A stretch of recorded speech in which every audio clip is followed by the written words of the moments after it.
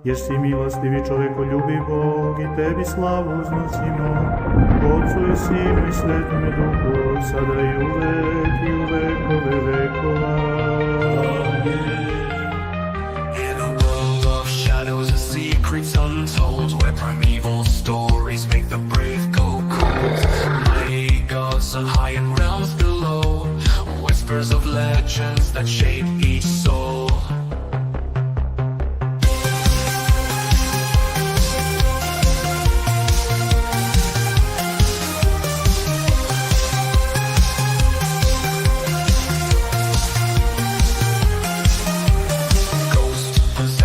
And nightmarish dreams, cryptids lurking, nothing's as it seems, giants walking, angels and demons fight, only truth can bring the light. Through the echoes of time, the tales unfold, mysteries arise as the prophecies are foretold, from valiant knights to buried treasure, this podcast brings nothing but pleasure. Welcome to myth, mysteries and majesty. Study with us, don't be a travesty. Theology, mythology, fantasy and horror, dungeons and dragons, Skyrim and Mordor.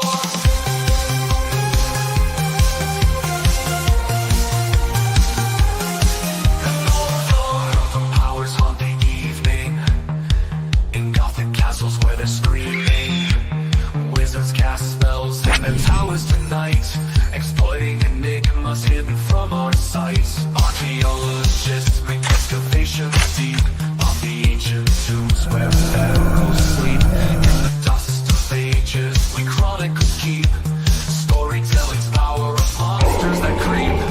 Yes, mysteries and majesty is the place for you to learn about this haunted space. From scholarship to manuscripts of old, unlock the secrets of wisdom and gold.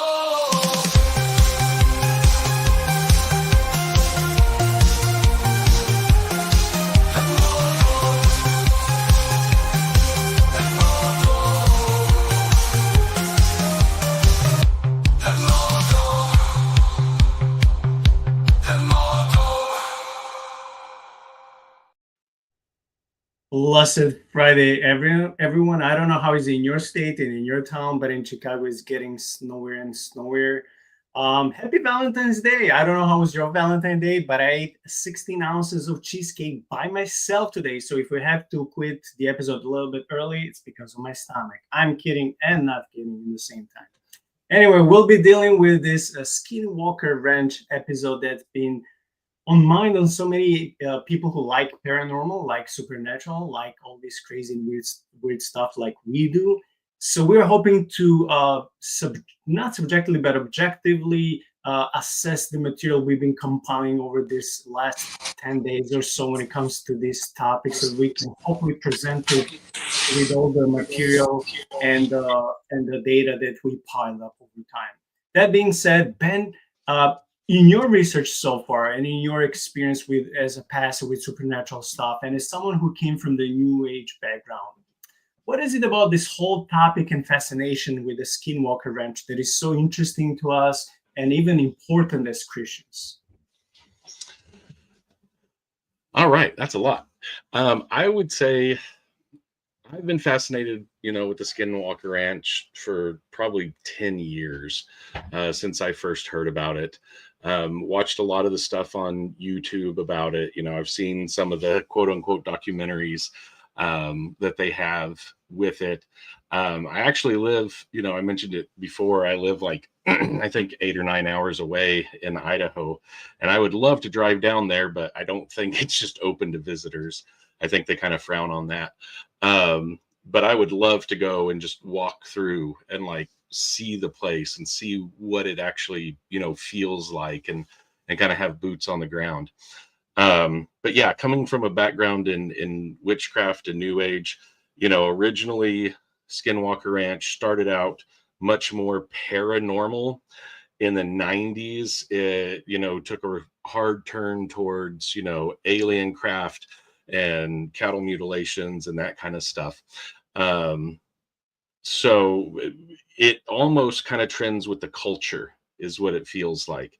because in the 90s, and X-Files and everything is really when aliens became super popular in the media, and crop circles, got really big and all that kind of stuff.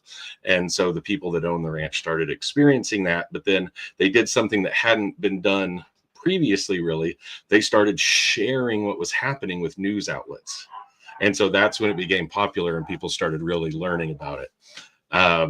So yeah, I think culturally, that stuff is interesting to see how, we as Americans are really in the world, especially now that we're coming at this 2025 after all of the, UAP disclosures from the Pentagon over the last 5 years and all this kind of stuff. Look at it and say, oh yeah, maybe there really is something going on out there.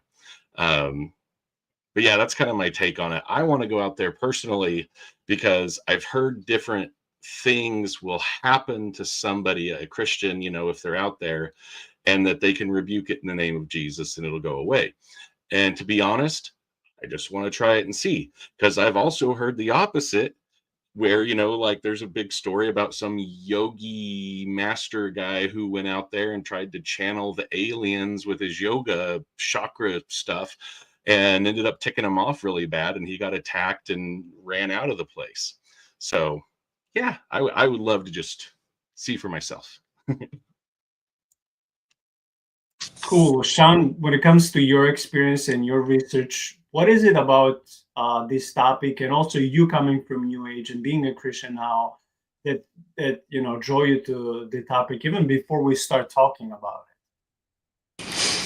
Yeah, for me, it's probably that Skinwalker Ranch is by far the most scientifically investigated paranormal phenomena ever.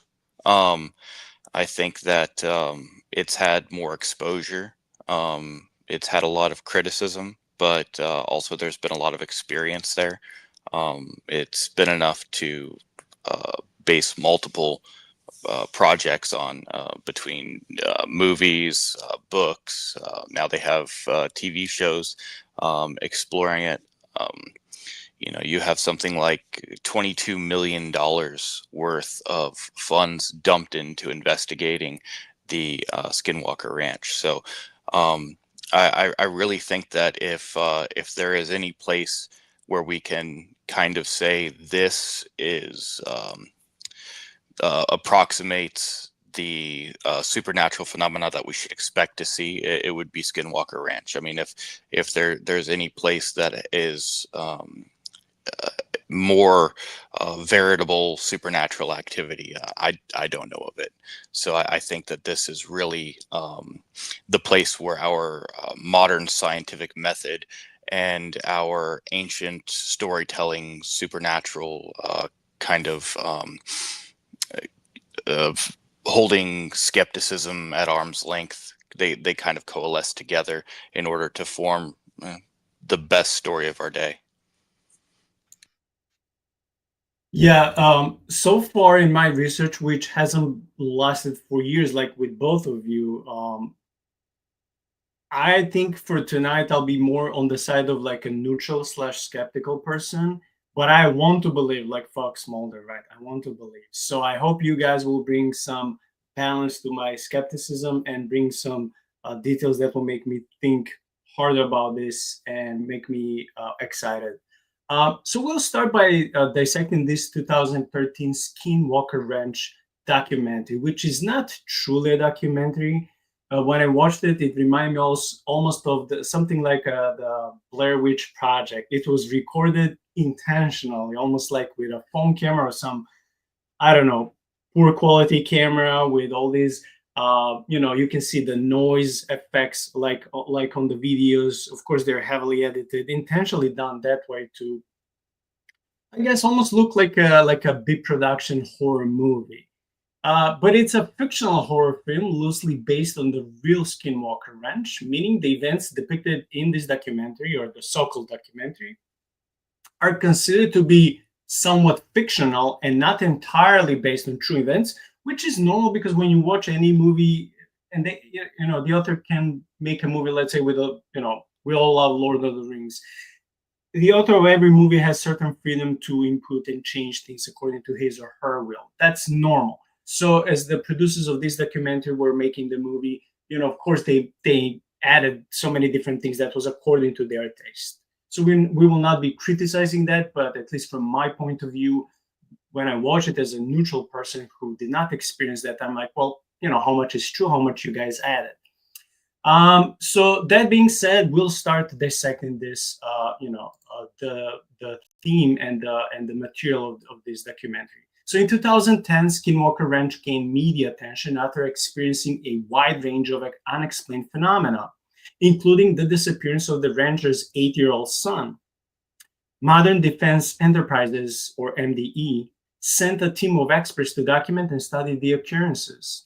MD's footage was found in the possession of journalist Jacob Randles, who obtained it through an undisclosed source. Randles disappeared inexplicably on January 18, 2013. And when I was looking today and the other days on a couple of different forums, people say that to his day, his body is not found. Some people assume he's dead. Some people think, well, there's not even firm evidence that this person ever existed. And again, I don't know what is true. So maybe we'll stop here as the first pit stop, where I would like to ask you guys for your opinion. Have you ever heard about this journalist? Have you ever heard about his involvement in the whole process? Was he even a real person? Is he still alive? Do you guys have your educated guesses? So we can always start with Ben because he's above.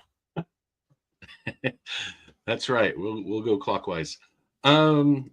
So there have been so many different people who have investigated and gone out, and talked to whoever owned the ranch at the time, that I kind of even get the stories mixed up in my head. I have to sit down and look at them over and over again to try and keep what's what straight. But this specific, journalist in this, I don't know about him necessarily, but the things that he recorded and that he purported to say on these findings and whatever do line up with pretty much all the other stories that you hear. So I think that even if he is something that was just kind of created for the sake of the show, then it's still in line with what other people have encountered and what they've been experiencing. Yeah, so I'm gonna really agree with Ben there. There's so much that's going on at so many different times. I mean, you actually, when you're looking at Skinwalker Ranch, you basically have to divide it up into eras of when the activity is happening, right? You had the Myers era, you had the Sherman era, and then you had the Bigelow era, and now Adamantium owns it. And so it's like, in order to be able to understand what's happening where, you have to understand whose hands it was in and where the money's at, right? Because when Myers had it, you didn't really have any stories coming out of it. But when they sold it to Sherman, there were certain things that they told them, you can't do this here, right? So this was kind of like a hush hush, keep it down low. They sell it, and then these guys are occupying the space.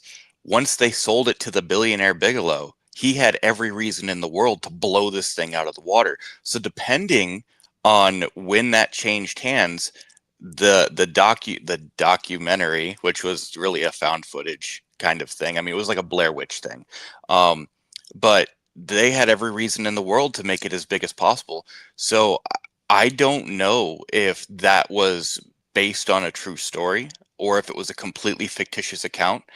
But the things that were happening in the way that they told the story was 100% in line with the things that had been reported and were later reported on the property. So I don't actually have a firm conviction either way on whether the person was real or not, or whether or not these things actually happened. And I could see, depending on the era that it's in, you said it was made in like 2013. And I'm not sure if that's after Sherman sold it or not. But there could be motivation to try to create something in the popular space to try to draw attention to what was happening there. And it may even been I'm sorry, it may even have been good motivation. Let's publicize what's happening here. We're going to create a fictitious account that's going to capture the minds of the public, so people will know that there's something really going on here. Regardless of if that was the intention or not, that is what happened. All eyes turned towards Skinwalker Ranch, and so now we're telling the story. Okay, thank you for that. So the so-called documentary starts on November 11th, 2010, when a father, Hoyt Miller, and a son, Cody, are playing on the open fields just outside the gate of their ranch while the wife is recording the video. Suddenly, in an instant, there is a huge bright light far behind the boy, and when it flashes, the boy disappears before the parents. The team of MDE investigators came to the ranch on August 1st, 2011, when their team came to Hoyt's farm to install the security equipment and cameras. Hoyt seemed to be alone on the farm with his animals, while his wife was getting medical professional help for her trauma outside the farm. So that's the very beginning of the documentary. The locals are confused about what happened, and some are skeptical regarding the supernatural explanation. And of course, if you guys saw the video, few of them are like, we think there is something weird, but most of them were like, yeah, I've been here my whole life. I didn't see anything weird. I didn't notice anything. That's weird, but nothing supernatural. Where like we don't know what's happening in that context. Like it's weird. Like could it be like Shaun said, hush hush, could it be some conspiracy that is not with UFOs and Bigfoot, but just like something like a more humane, sinister motive or background. So the locals seem to be divided, but more inclined on the less supernatural aspect, at least in this documentary. Already on the following evening, August 2nd, when the team is getting all ready to go to bed, a lady, her name is Lisa, she's the veterinarian, and one of the crew members talk about whatever they were talking about. You can vaguely see a figure behind the windows outside walking by. After they all went to sleep, there was a sudden, very loud sound coming from the outside, and people inside the house were screaming and holding their ears. Whoever watched, they knew they couldn't hold that high pitch, that high sound that was coming from the outside. They all gathered on the first floor while hearing the footsteps coming from above. And this reminded me of so many horror movies. The electricity seemed to disappear for a second. The team went on the roof to investigate, only to see dozens of dead bats on the roof. It seems that their sonar was messed up and they fell dead. We'll stop here because this was a lengthy paragraph. Okay, so first there's a figure behind the window. Then there's a big flash and this high pitched sound. They see bats on the roof. They're all dead. And when Lisa, the veterinarian, is investigating them, she said, they're not ill or sick as she is suspected. As it's almost as if something or someone was able to mess up their sonars, and they got stunned and fell down and died. So it's like we see a few bizarre events happening within few hours in the same night. Ben, what's your thought on this? So yeah, the movie, the Lisa gal, she's actually an actress named Erin Cahill. She was on Power Rangers Time Force. But yeah, she it's interesting because they take the phenomenon right around alien abduction, and they start to kind of introduce it, right? The figure in the background, it's almost kind of foreshadowing, the sound that, people, you can't handle it. The massive, I don't know, what do you call a group of bats? It's not a flock, I wouldn't think, whatever, dead. That, really harkens back to, when you see, a big kill, where like a whole flock of crows or something that was flying just drops dead. Or, you'll be watching like a murmuration of starlings, and all of a sudden, for some reason, they all just start smashing into, like a wall and fall dead. It is very scary, but it is based on things that have really happened that you absolutely can prove. And so, yeah, like you said, horror movie, sci-fi, whatever, the way they kind of, frame it and shoot it, it's meant to bring the eerie, the creepy crawlies up in you as you watch it. And so I enjoy that. I think that's a lot of fun. Can we just take a minute to appreciate that Pastor Ben knew that a group of starlings was called a murmuration? So, like I said before with the movie, these are phenomena that were actually happening in the place. Whether or not as they were depicted in the movie is true to life. Animals react very weird in Skinwalker Ranch, and they react to the phenomena. Also, flying animals and their sonar getting messed up is later in the Skinwalker Ranch TV show that is done on the History Channel, which when they were brought out there, part of the contract that they had to sign was that nothing would be made up. The only thing that would be reported was what actually happened, which is very odd for the History Channel because this is produced by the same people who produce Ancient Aliens. Right. And so in order to have access to Skinwalker Ranch, they had to promise that nothing was going to be fabricated, that things were just going to be depicted as they were.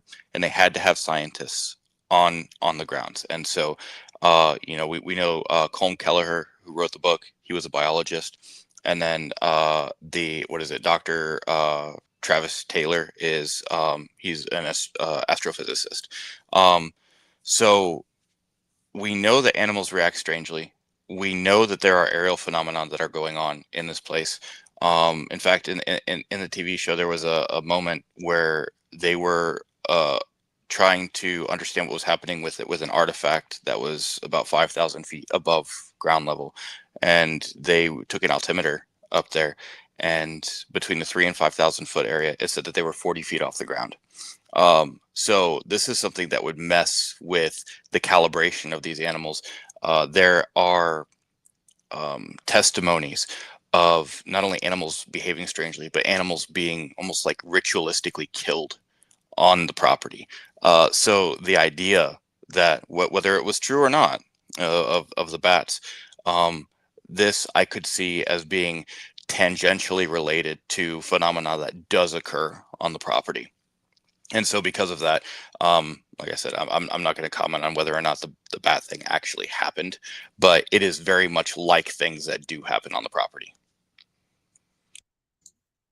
Yeah, thanks for that. By the way, I just want to say that when I was watching that part when they suddenly start, hearing and seeing the footsteps coming from the ceiling, I don't know if you guys watched, there is a relatively new sci-fi horror movie called No One Is Coming to Save You. And it came out 2 years ago, right, Ben? I see you're excited. Man, that movie was freaky. So when that girl is left alone in her house and she hears those footsteps and an alien shows up in front of her bed and she has to go beneath, that's what I was thinking when I saw in the documentary, when I saw those footsteps. I mean, yeah, it is heavily edited, of course, added special effects, but it just made me instantly go to that movie. I was like, man, it's like, it was done pretty decently, this so-called documentary. It's almost like a B production horror movie. And like Ben said, oh, this actress is kind of semi-famous because she was in the Power Rangers. So kudos to them. It's just that within that time frame, again, it's not like all the sources that they were like giving later that can be verifiable. But thankfully, to stories that Shaun was cross-referencing. Well, even outside this documentary, there are many stories that were, just going around in that area and probably even online where people are reporting similar stories, and they're not even related on this ranch. So it seems that that area in Utah seemed to be a bizarre one. So Ben, once when you plan, traveling there, invite Shaun and me, because we don't want to miss an opportunity being mauled by a Bigfoot. That's like, imagine that story. The podcast will get millions of subscribers. I won't be able to witness that, but future kids will. So please don't forget us. So that very same night, a Native American shaman came to bless the land to communicate with the energy coming out of it. And these were the shaman actor's words in the documentary. But he warned them that this land was forsaken by his people because of the legends of tribes disappearing from the land. So he recommended them to leave as soon as possible. And as I was checking online, it is actually true that Navajo tribe people don't even want to step anywhere close to the Skinwalker Ranch. They consider that land to be cursed, haunted, call it whatever you want. So there's some truth behind that, right? So then in the documentary, Shaman reaches to his ancestors in the prayer and chanting. Suddenly he falls down and tells them he can't do anything for them. He starts getting all this upset and loud, and he leaves because as he told them, there's nothing I can do for you, just run home. And of course they don't listen. My question for this paragraph is,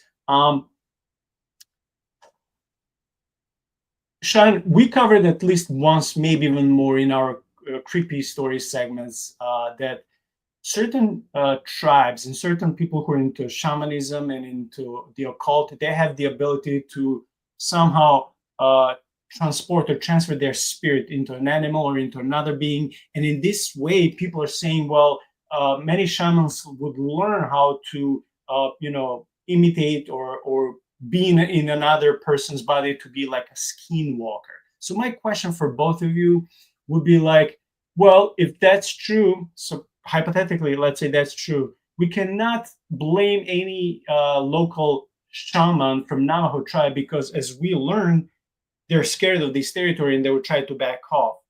So my question is, well, let's say it's not extraterrestrial source. Let's say it's a human spirit that is doing witchcraft.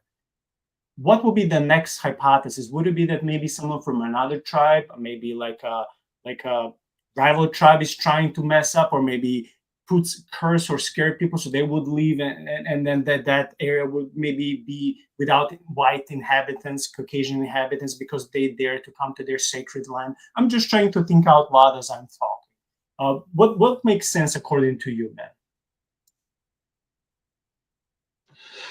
So yeah, I mean, if you go back to the origin of the name Skinwalker, you're right. It comes from the Navajo legend, and in it, it's like a medicine man would have to end up practicing such dark magic. It's even rumored that they would have to cannibalize, right? And eat another human being to get to the point where their soul could become so absolutely corrupt that they could become a skinwalker. And then that individual typically would be outcast from the tribe. Like they don't want that, bringing that bad juju into their tribe. And so these are bad, right? These are very, very, very, very bad. And one of the original stories, whenever it was, still in the Shermans, it was the story of how, they saw a big black dog, more like a wolf, but it had red glowing eyes. And, they would shoot it and the bullets wouldn't phase it. Like shoot it with a rifle, like a hunting rifle, and see it, make contact, right? But totally unfazed.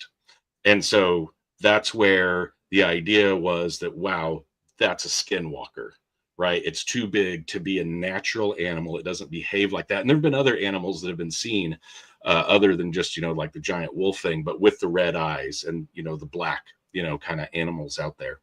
And so that's kind of where it got its name, was from witnessing the animal and then associating it with the legend of the skinwalker from the native tribes that are around there, which are the Navajo. That whole area, I don't even know how to properly pronounce it. Yinta Basin, whatever it is. I don't know. Like, I've drank the beer. I still don't know how to pronounce the name, but it's like, that whole area, when you get looking at it, like somebody, commented in the chat, that there's another ranch that's not too far from there. The whole area, if you go back through the Navajo lore of the place, and even during like the gold rush and stuff, is full of paranormal activity. There's, that whole area of mountains, and plateaus and stuff is supposedly full of secret mines and tunnels, and, people get lost, and there's spirits, and there's, just tons and tons and tons and tons of stuff has been going on in that area for several hundred years. But yes, when you go and you talk to the local Navajo who are willing to talk about it, because that's taboo, right?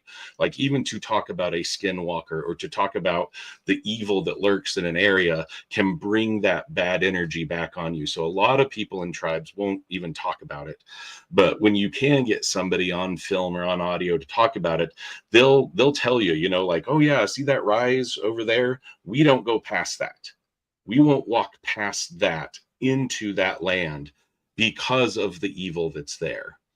And so that's absolutely, you know, on documentary, has been recorded, you know, from some of the, you know, the tribal members that still live over in that area. And it's been that way forever. Like they just know that when you go over there, bad things are going to happen. We don't go over there. And they're living in an area that's saturated, you know, with paranormal activity. But even amongst all of that, you don't go over there. So that, I think that really is kind of telling, that of all of the, you know, interesting and, you know, head scratching things that could take place. That is the one place where it's like, that's not curious. That's not exciting. The Navajo say that's evil. We stay away. Yeah, one thing to probably understand about the desperate situation that the Navajo were in when the Skinwalkers came to be was they had been in warring relations with the Utes, which is who Utah is named for. And the Mormons come in, and Brigham Young is trying to get Utah recognized as a state so that they can get money and establish their church out here in Salt Lake City. And so in establishing the state, the federal government has to come in and occupy the territory. And so they come in, the Navajo and the Utes, warring tribes, the Utes side with the federal government. And so they work with the white people to kick the Navajo off the land, knowing they're going to be kicked out too. But it was just this malice, this hatred for the Navajo people. And so the Navajo witch doctors, they released the evil that is the Skinwalker. And Ben's completely right. The rituals involve like cannibalism, but it's not just any cannibalism. It's kind of you kill and eat the thing that you most love. This is it's total darkness and depravity. You have to embrace the evil in order to be able to walk on in that path. And so, you know, you imagine Mormons in the area. Mormons, no bueno for Christians. Then you have this wickedness, this evil here, and it doesn't just go away. The land remembers, right? There's something wicked happened here. And the Navajo people, much smarter, much more intuitive than the white people, they look at the mesa and they say, that's Skinwalker Ridge. We don't go there. That's the path of the Skinwalker. And that whole Uinta Basin with Blind Frog Ranch, like what my mom said, Skinwalker Ranch, and there's a few other ranches around there, a few other plots of land that are just inundated with paranormal activity. When Bigelow bought the ranch, he came to look at the property after purchasing it, and he noticed that all along the fence line, the Native Americans on their side of the fence had hung animal bladders, which was a form of protection to keep the evil that was on the ranch in the ranch instead of spreading to their property. So they recognize it. They recognize the evil that's there. They understand why the Navajo did this, and it cursed the land. The land is now, as Lewis would say, bent. This place is broken. It's corrupted, and if you think about it, this area has never seen the light of the gospel of Christ. This is a place that's still very far outside of God's territory. So this is the place where the gods reign, right? Because there's not an established Christian gospel preaching presence there. So this is, I mean, it's like Mirkwood, right? Nobody wants to go there. And the only people who are going there are crazy. So no wonder there's all this evidence, or not evidence, but all of this experiential account of paranormal activity, and yet they can't they can't capture any of this on camera. Not because, oh, it just doesn't show up on camera, but because you have technology dying, you have cameras dying, you have batteries getting drained, you have GPS satellites that won't connect to something that connects literally anywhere else. It's to say that there's not something, just looking at the technological difficulties that are happening in the ranch, you would have to say that it's sitting on like some sort of nuclear power thing that's just messing with all of the magnets, all of the compasses, all of the electronics. I mean, you can't just say there's nothing going on. We have enough evidence from the consistent malfunctions of things to know something's happening there. All the paranormal stuff aside, the equipment malfunctions alone constitute something paranormal happening there. That reminds me of the Bermuda Triangle, problems that, all the helicopters, planes, and ships are, well, I don't know nowadays, but in the past, that was what the whole area was known by. Like, all the equipment will just shut down, and, you would lose all these, aircrafts and all these, boats and ships.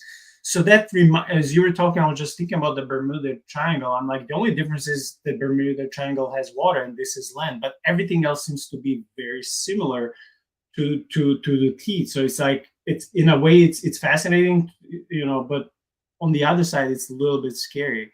I also want to say, Ben, when you were talking how the Navajo have this moral code, like for everyone, but especially for their shamans. So like if you dabble too much into witchcraft and if you start acting like a skinwalker and want to go outside our territory and maybe hurt others by acting like one, you'll be expelled. While the rival tribe did not have those moral codes. I'm just fascinated by just that difference alone. Like how much, I don't know, I can't judge based on anything else, but just on this difference, I can say like this is also what we can see, I think, and cross-reference with Romans 1. If we don't harden our hearts, we can allow God through nature and natural laws to reveal to us the moral code. Maybe not the whole gospel, but at least the moral code of loving people and treating them as equal to us. But once when our hearts get hardened, when we're blinded by hatred, vengeance, aggression, whatever, then if you're acting like Viking berserkers, there's no love for your neighbor. If he hurt someone from you, you will go and hurt 5 of them just to show them, because it's not anymore, tooth for tooth or an arm for arm. Now it's like, I'm gonna do vengeance. So I just like what you said about their code. That would be, at least back in the days, like, no, you're not dabbling into that type of witchcraft. You're not going to, practice this skinwalker thing. You're not going to use it to go and, do something to others. So I just have to say I like that. I have a very, very short paragraph, and that is, when it comes to the following night, the team security system recorded something huge outside the property, so the team had to leave the house to go to investigate. They found a calf lying on the ground. It was a typical case of cattle mutilation. No blood. It was almost surgically done. Again, Shaun, we covered few stories of these, like, not when it comes to the Skinwalker Ranch, but in general throughout the country, of people witnessing these things. And I don't know why, but cow mutilation is almost always connected with strange lights, strange aircrafts, Bigfoot, and things of that sort. I don't know why, but this reminds me of some of the stories we covered before.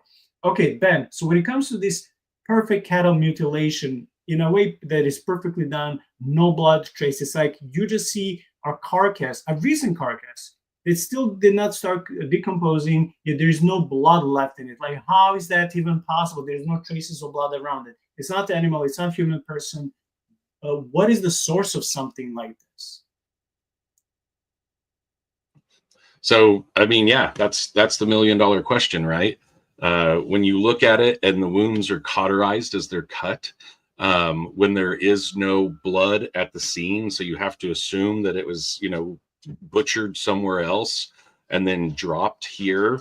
I've heard explanations, everything from supernatural to alien to the government, and there's good, hypotheses, right, supporting any of these. But I don't know. I know that when I, grew up and spent a lot of time on my grandparents' farm, they raised cattle. We never had any cattle mutilations, where we were in Texas.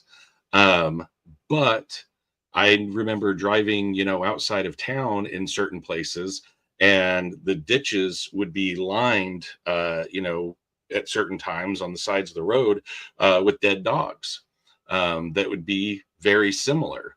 The cuts would be clean. They weren't mauled. Scavengers wouldn't come over and eat on them. And, yeah, and there's just no blood.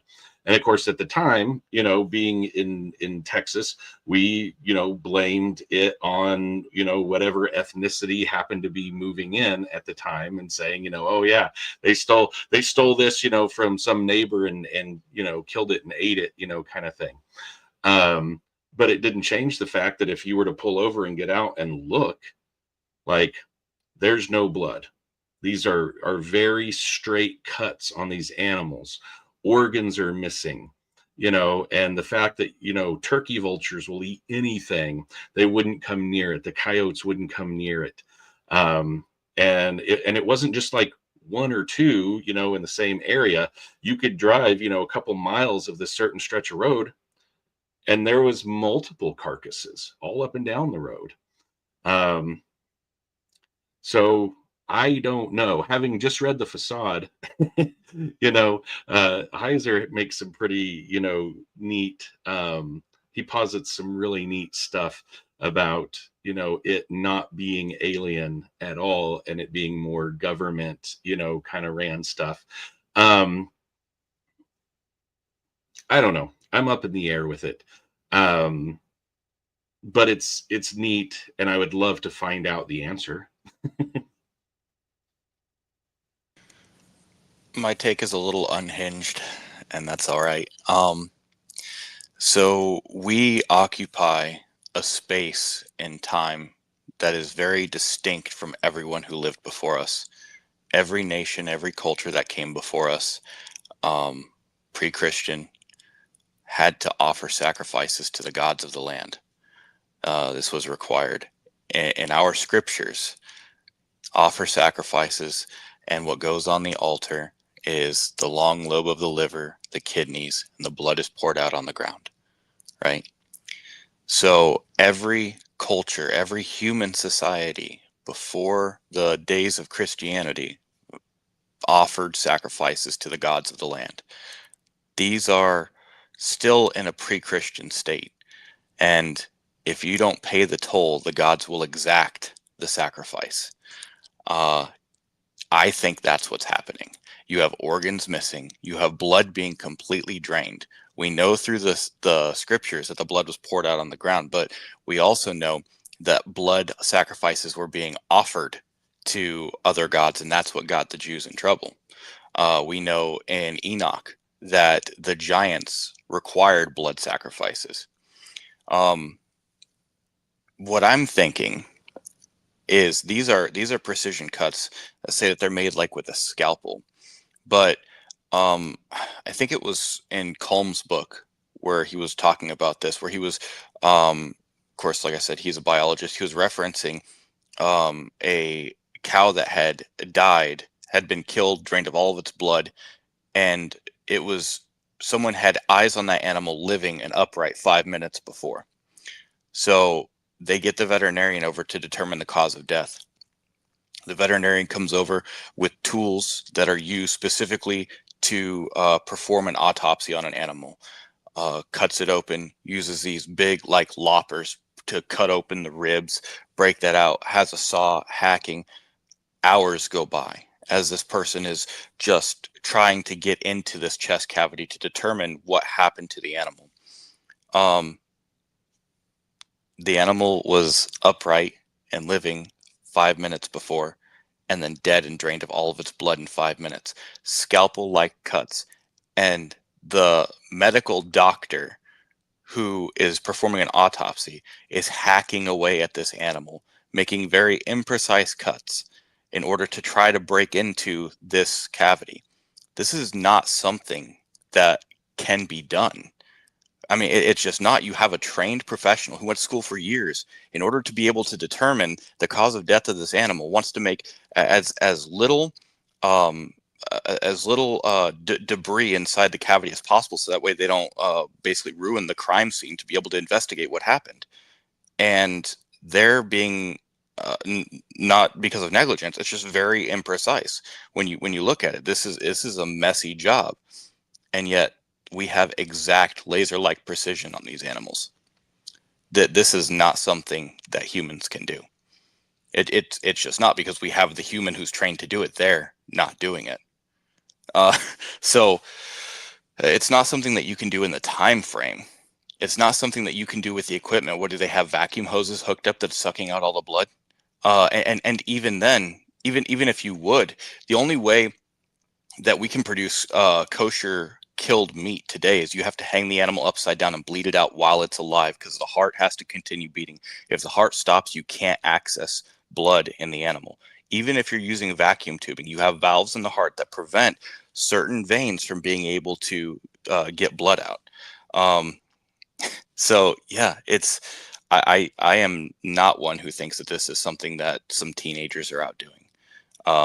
I think that this is something that is spiritual, because I don't think that aliens are a thing. I think that they're demons. So yeah, I think that this is what humans have always known, that there is a spiritual reality, and that geography is cosmic warfare. And I think that this is what's happening in these places, that the sacrifices that have always been made have always been expected to be made. People relied on their livestock. It's not like they're just going to be like, oh yeah, go kill that one and throw it in a ditch. There was a reason that they were performing these sacrifices, because if I don't offer a sacrifice, whatever it is will take two. It's like with the story of Grendel. We give it a sacrifice so it leaves us alone, because if not, it'll come and it'll devastate the herd. That's exactly what you see happening there.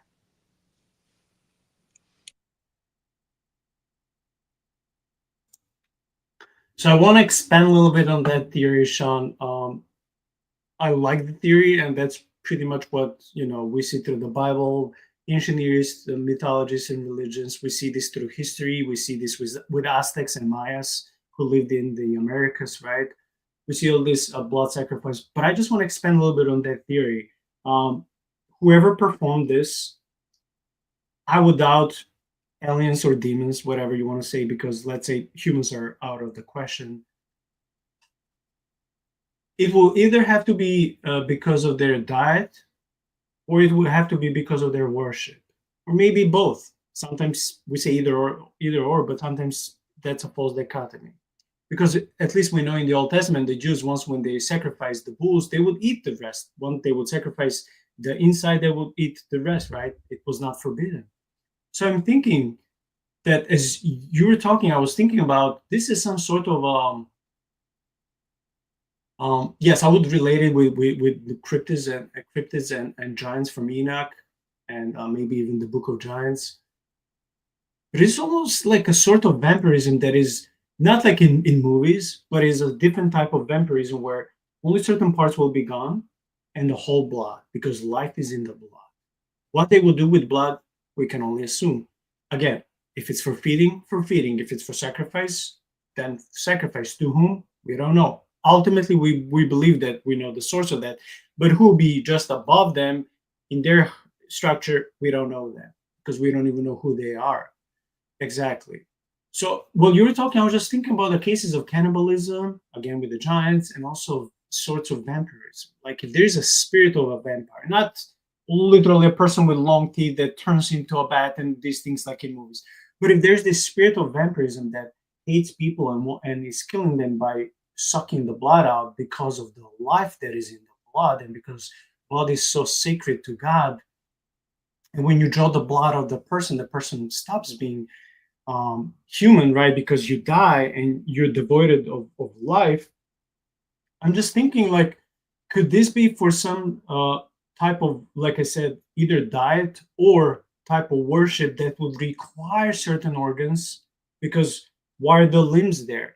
Why, I mean, the arms and legs? Why are the Why is the tongue always there? Why are the eyes over there? Why is always the same like inside parts, which we see in New Age and in witchcraft? They're always the inside parts, and the shamans will be like they want to see how the harvest will be, or the winter coming. They'll be taking certain portions like liver, kidneys, whatever from animals or from birds. They would like whatever they would do, open their stomachs, and they will like try to see to predict the future. So if similar organs are missing from the cattle with all the blood, then I'm thinking, well, it could be because of the occult, but it could be also because of the feeding. Feeding who and what, I don't know. Worshipping who and what, again, I don't know. It's just a theory. I don't know. It just makes sense. And before I switch to the next segment, I don't know if one of you two or both of you would like to add on anything what I said, if you have any other idea or thoughts. Okay, Ben. Yeah. No, when you were talking about that, it just reminded me that, at the time, the cattle mutilations became, really popular and headlining all across the world, because England was having them, like everywhere was having them. And as far as I know, they still happen. It just doesn't get the same reaction as it used to. It was around that exact same time that on the border of Texas and Mexico, the chupacabra started being talked about, because it was thought that that was what was causing the mutilations at the time. They attributed it to a new cryptid, and they call it the goat sucker, because a lot of the mutilations down there were happening to goats. On the Texas side, it was happening to cattle down on the border, but that's what they attributed it to. And they thought that it was a vampiric cryptid type being that had razor sharp teeth and claws and was sucking, draining the blood out of the animals, eating the organs it liked for whatever purpose, and then leaving all the rest. Like if a human's going to cut something up, especially a cow, we're going to take the steak, right? We're going to take the good stuff, but that stuff gets left behind. The organs that are missing, are things that might be used for like divination, or you could use, as part of like a potion or something, but are not typically what you think of when you think of food, at least from human terms. Is it something that you would want to sacrifice to whatever, regional god?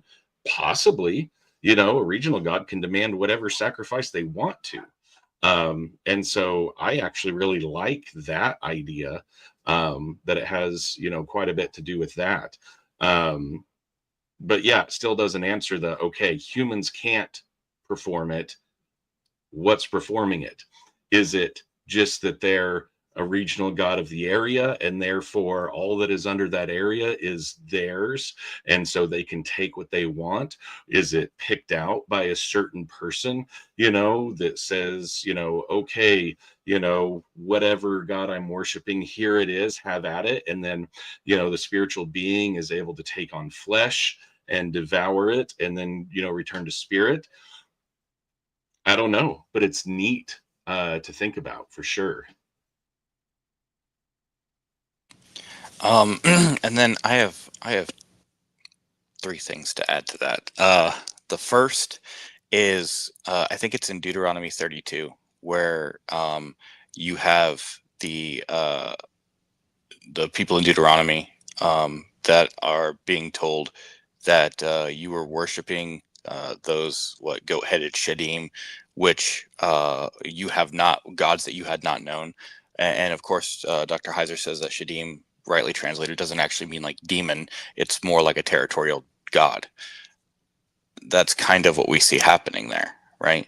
So you have actually a scriptural account of this this phenomenon that I'm proposing it might be, where it's an ancient god that is getting their fix of blood.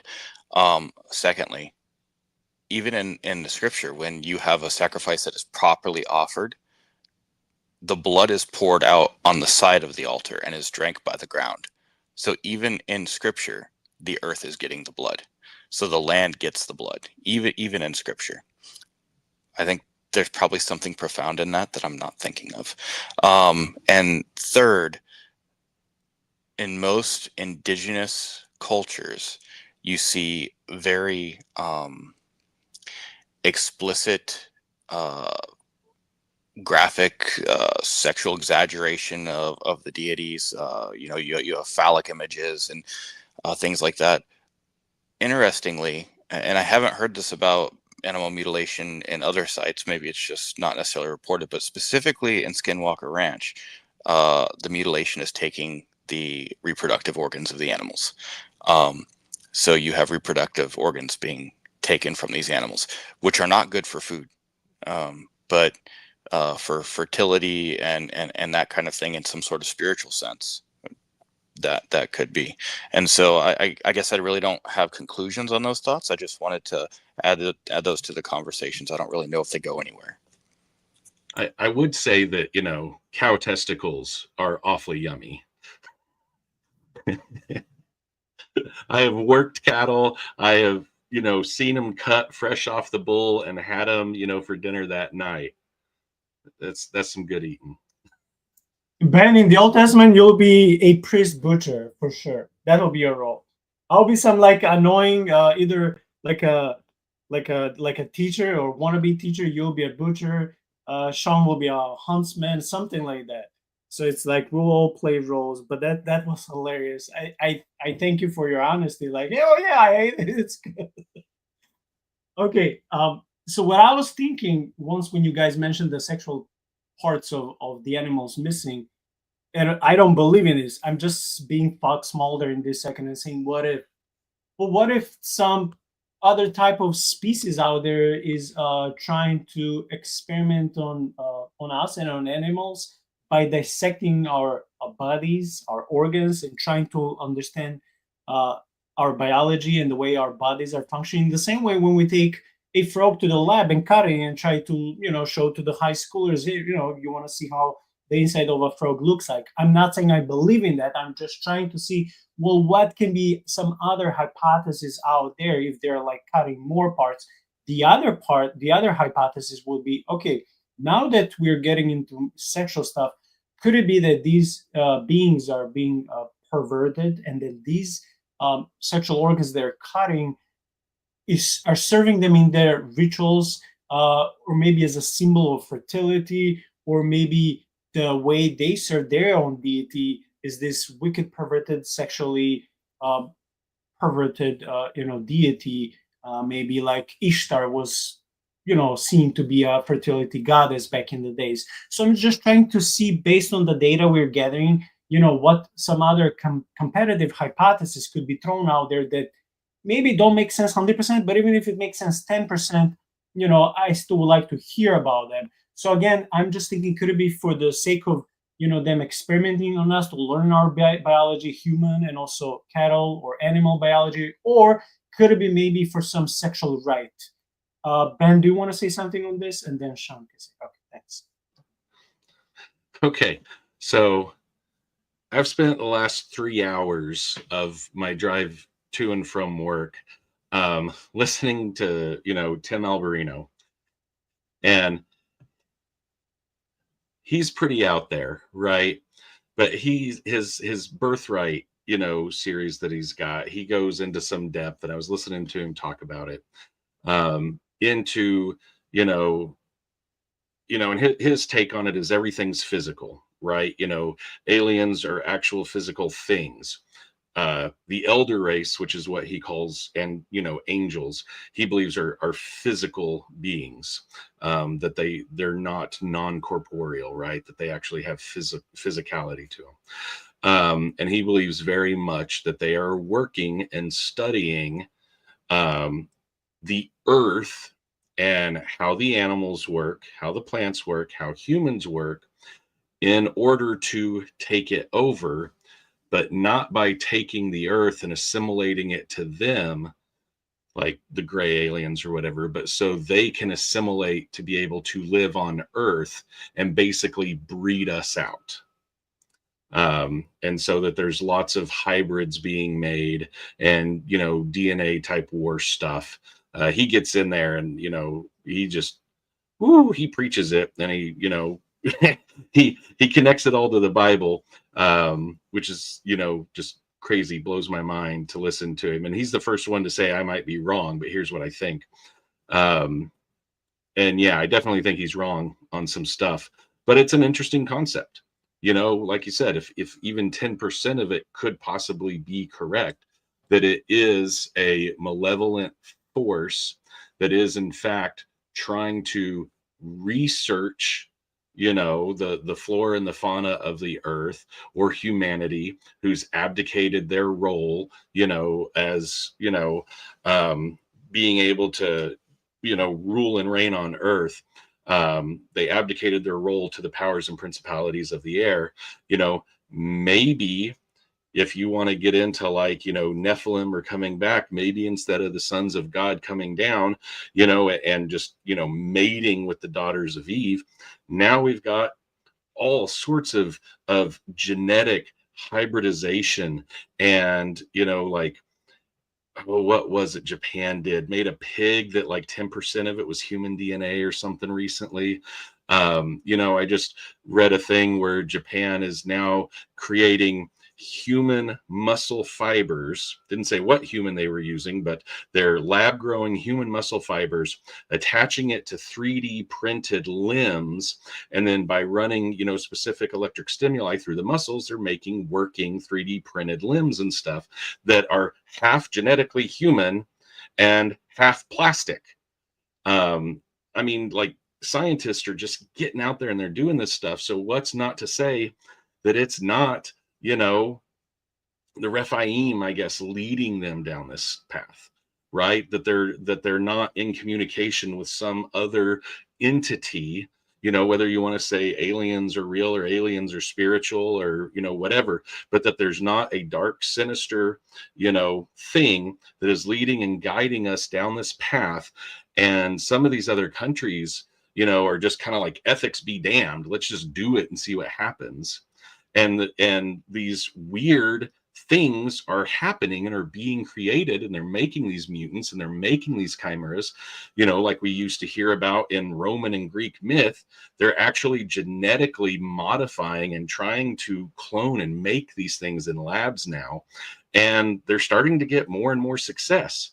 And, I see that. And then in my brain, I go to the Terminator and Skynet, and I think, okay, so you can 3D print, the skeletal structure, you can grow all the muscles. Let's put an AI brain in it and see what happens, right? We have so many movies warning us not to do this stuff, and yet that's exactly what we're doing. And who's to say Skinwalker Ranch is any different? The powers and principalities that are over that region could very well be leading the people that worship them to do and participate in this kind of thing. And they're taking it for experimentation, for hybridization, for whatever their ultimate end goal is. That's my take on Tim Alberino. Yeah, you thought you were going to out unhinged me. Not today, boy. So, all right. Wait. Are you saying you have better answer than the bull's balls? I don't think. So, okay. First of all, you will be upgraded. Resistance is futile. We are Raphaim. We will adapt. All right. So, thinking about the sex organs being removed, I'm going back to the conversation that we recently had with Dane, Nico, where we were talking about the lion men. And I referenced the book of Jubilees, where it said that the sons of the Nephilim sinned against all the creatures of the earth. All right, so there was already, according to the book of Jubilees, there was already genetic things going on there, and that's why God flooded the world. According to the Second Temple tradition, and the book of Jubilees was found in the Dead Sea Scrolls, so we know that it is at least as ancient as the New Testament. So I do think that there is something to that. Whether or not I would go all the way in Alberino's perspective, I think with Alberino, I think he's right more than he's wrong, but he has some things that I would question, like his idea that everything is all physical. I think that we would just that's just not the way the Bible talks about stuff, right? There is a spiritual world, and that's not the way that the Greeks posited things. It's not the way the Egyptians posited things. It's not the way the early church thought about things. I mean, it's not that they. Okay, collecting my thoughts. All right, so I don't disagree that they have bodies, but I just don't agree that their bodies have to be three-dimensional, corporeal bodies that are like bound in the exact same experience that ours are. So they could have a spiritual body in a different plane of existence and move into ours. If we could put that caveat there, I could agree with Alberino on that, because obviously we know that the sons of God, they knew that they had these biological urges, and they knew that they had the equipment to do something about it, right? They had those bull testicles. So okay, and then thirdly, I think that if we were to posit like aliens or something else that we don't already have a category for, then we're violating the use of Occam's razor, which says that it's got to be the simplest explanation. The simplest is right. If we can answer it based on the categories we already have, we don't have to move everything over and create a new category in order to explain the phenomenon. Then it's probably best to do that. And I think that we have sufficient categories to be able to explain this phenomena. Whether or not it's anything supernatural, which I don't even think that's a question anymore. It's got to be something that's not at least preternatural. It's not something that normally happens. So I think that we have sufficient categories to be able to explain this without adding something new on the board, like UFOs and little green men and them trying to do stuff. But like I said, I think Alberino's onto something there. With everything that we know about Jubilees, Enoch, the way that Second Temple Judaism looked at the incursion of the angels into Earth, I think that he's got valid points. I really enjoyed the last 15-20 minutes when we went off the outline and just talking about hey, what do you think about this? What do you think about this? I really enjoyed, so I thank both of you. Okay, so continuing with this so-called documentary, the next evening, while Lisa, again, the veterinarian lady, was in the kitchen, that missing boy, Cody, well, they saw his ghost running through it. Suddenly, blood started running through her nose. She admitted that she had a couple of those since she came to the farm. When the security crew rewinded the cameras, they saw Cody's ghost running through the kitchen every night at 11:11 p.m. They didn't want to tell Hoyt, right, Cody's father, the ranch owner, that this was his son whom they saw on the camera. So they just said, we saw an energy, quote unquote. So they all waited in the kitchen until Cody, the boy, showed up again and started running out. And now that Hoyt happened to be there in the kitchen, he saw the ghost as well and started running after Cody's ghost outside the ranch. I mean, still on the ranch, but outside the house. Cody's ghost entered a shed, and upon them breaking the door, so the whole team needed a while to break the door, they didn't see anyone inside. Now here comes the freaky part, as if this was not freaky enough. Lisa found a huge canine prints on the ground, while the crew found an empty metal box that said emergency only and letters MDE on a side. After making a phone call, the team found that the MDE were already on the land between 1967 till 1971. Hoyt was very suspicious, and this is where the team found a tape in the same shed, and we'll soon discuss the material on the tape. So I don't know if you guys have anything to say or if you want me to continue talking about the material, but in your research, because like some of you said, I think it was bad, that weird stuff has been happening in Utah in this section for centuries. Do you guys know what was happening in the late 60s and early 70s when it comes to this so-called scientific team that was there to investigate the land and the paranormal? Do you guys have any accurate information? Because I cannot rely fully when it comes to this document. So in the early 70s, late 60s is when the UFO, stuff started very first to be kind of publicized with the whole basin, the Uinta Basin area, like as a whole area. That's all I really know about that. I will say that there is the ranch is huge, and it's got several different places, homes, abandoned homes and stuff where families have lived. And one of the abandoned, houses does get a lot of paranormal activity. The typical cold spots, EMF readings go haywire, people seeing ghosts and that kind of thing. I was watching one crew that went out there, and they were using like a FLIR, like the heat, vision gun thing that I would love one, but they're like $3,000 for good ones. And it didn't pick up a heat signature that walked by. It picked up just a black spot. It wasn't cold. It wasn't hot. It was like in the shape of like a bipedal human type thing, but it was just black. And so you could see it, against the backdrop of everything else that had certain heat signatures. And so it was just really interesting, as they saw that, kind of thing pop up at one of these, abandoned ranch house sites. So the idea, that the 8-year-old boy, spirit is out there and is running around, again, leads to, that this other stuff, is happening. Did it happen like that? Probably not. But is it going on somewhere on the ranch? Yes. Yeah. So some things that kind of parallel what happened. That sounds like a fictional account of something that didn't happen, but it's based on things that did happen.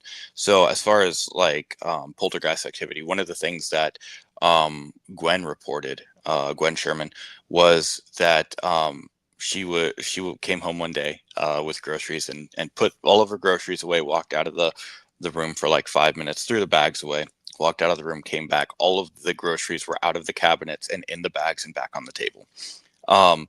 One of the things that Terry Sherman had reported was that he had a tool that was used for fence post digging, and it had gone missing. And he asked his kids, he's like, "Hey, what did you do with it? Come on, guys." They couldn't find it. The next year, so this was like in the spring of next year, they found it. It was 30 feet in the air, twisted in tree branches. This is a 70-pound tool, and it was suspended 30 feet in the air, twisted in the tree branches. It was not something that a kid, I mean, I couldn't do that. I'm a big guy. I couldn't do that, to carry like a jaguar, carry the 70-pound instrument up into a tree. Not going to happen. So as far as like the paranormal activity, poltergeist kind of thing, that has been reported on the homestead. Like Ben said, this is 512 acres. Right? This is an absolutely huge area. The interacting with creatures and causing blood or some other negative side effects. One night Terry Sherman had the dogs were barking. There had always been orbs kind of going around the property. He would like see them, not like in a camera, like see the orbs. And this was a blue orb. The dogs were barking at it. And so he thought, well, heck, I'm just going to, whatever this is, I'm going to scare it away. I'm going to let the dogs out. So he lets the dogs go and chase after it. He can't call the dogs back. He hears the dogs whimpering and whining. He's sitting out there calling. They won't come. So the next day he goes out and looks for them. And he said that there was a spot, it looked like butter, where these animals were just melted. And so this was something that's not only reported by Gwen and Terry, but was also reported by Colm. Kelleher has also been reported by Travis Taylor, seeing these orbs. Something is happening here. They believe that one of the orbs interacted with a cow and it killed the cow. And Travis Taylor went out there with his Geiger counter to test the background radiation, and he said that the radiation for the background of the atmosphere was the equivalent of standing 2 inches from a microwave with it on. Like that, you could stand in this area and essentially get cooked. And so there is definitely something going on there.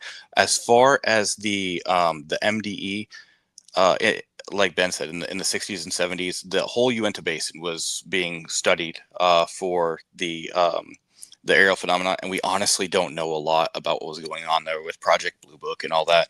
What we do know is that in 2002, which was before this documentary was made, before this was made, the NIDS team was hired to go out there, which is what the National Institute for Discovery Science, and that was funded by Bigelow.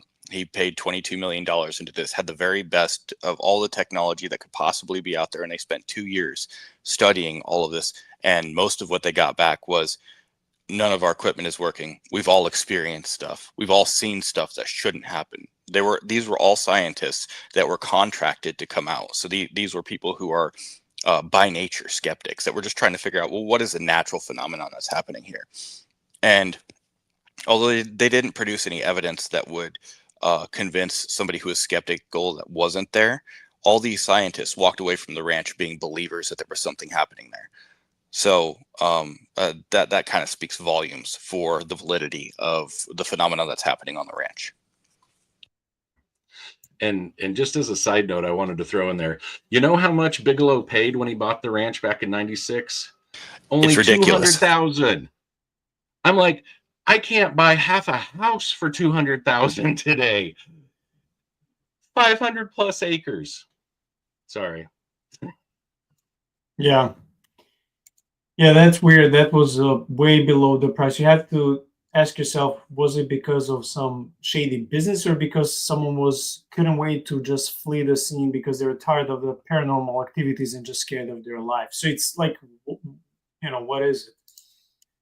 Okay, so a couple of evenings later, after they found this box that said, MDE from 60s and 70s, two strange bright flying orbs showed up on the ranch. The next night, Cody's spirit was standing by Lisa's bed.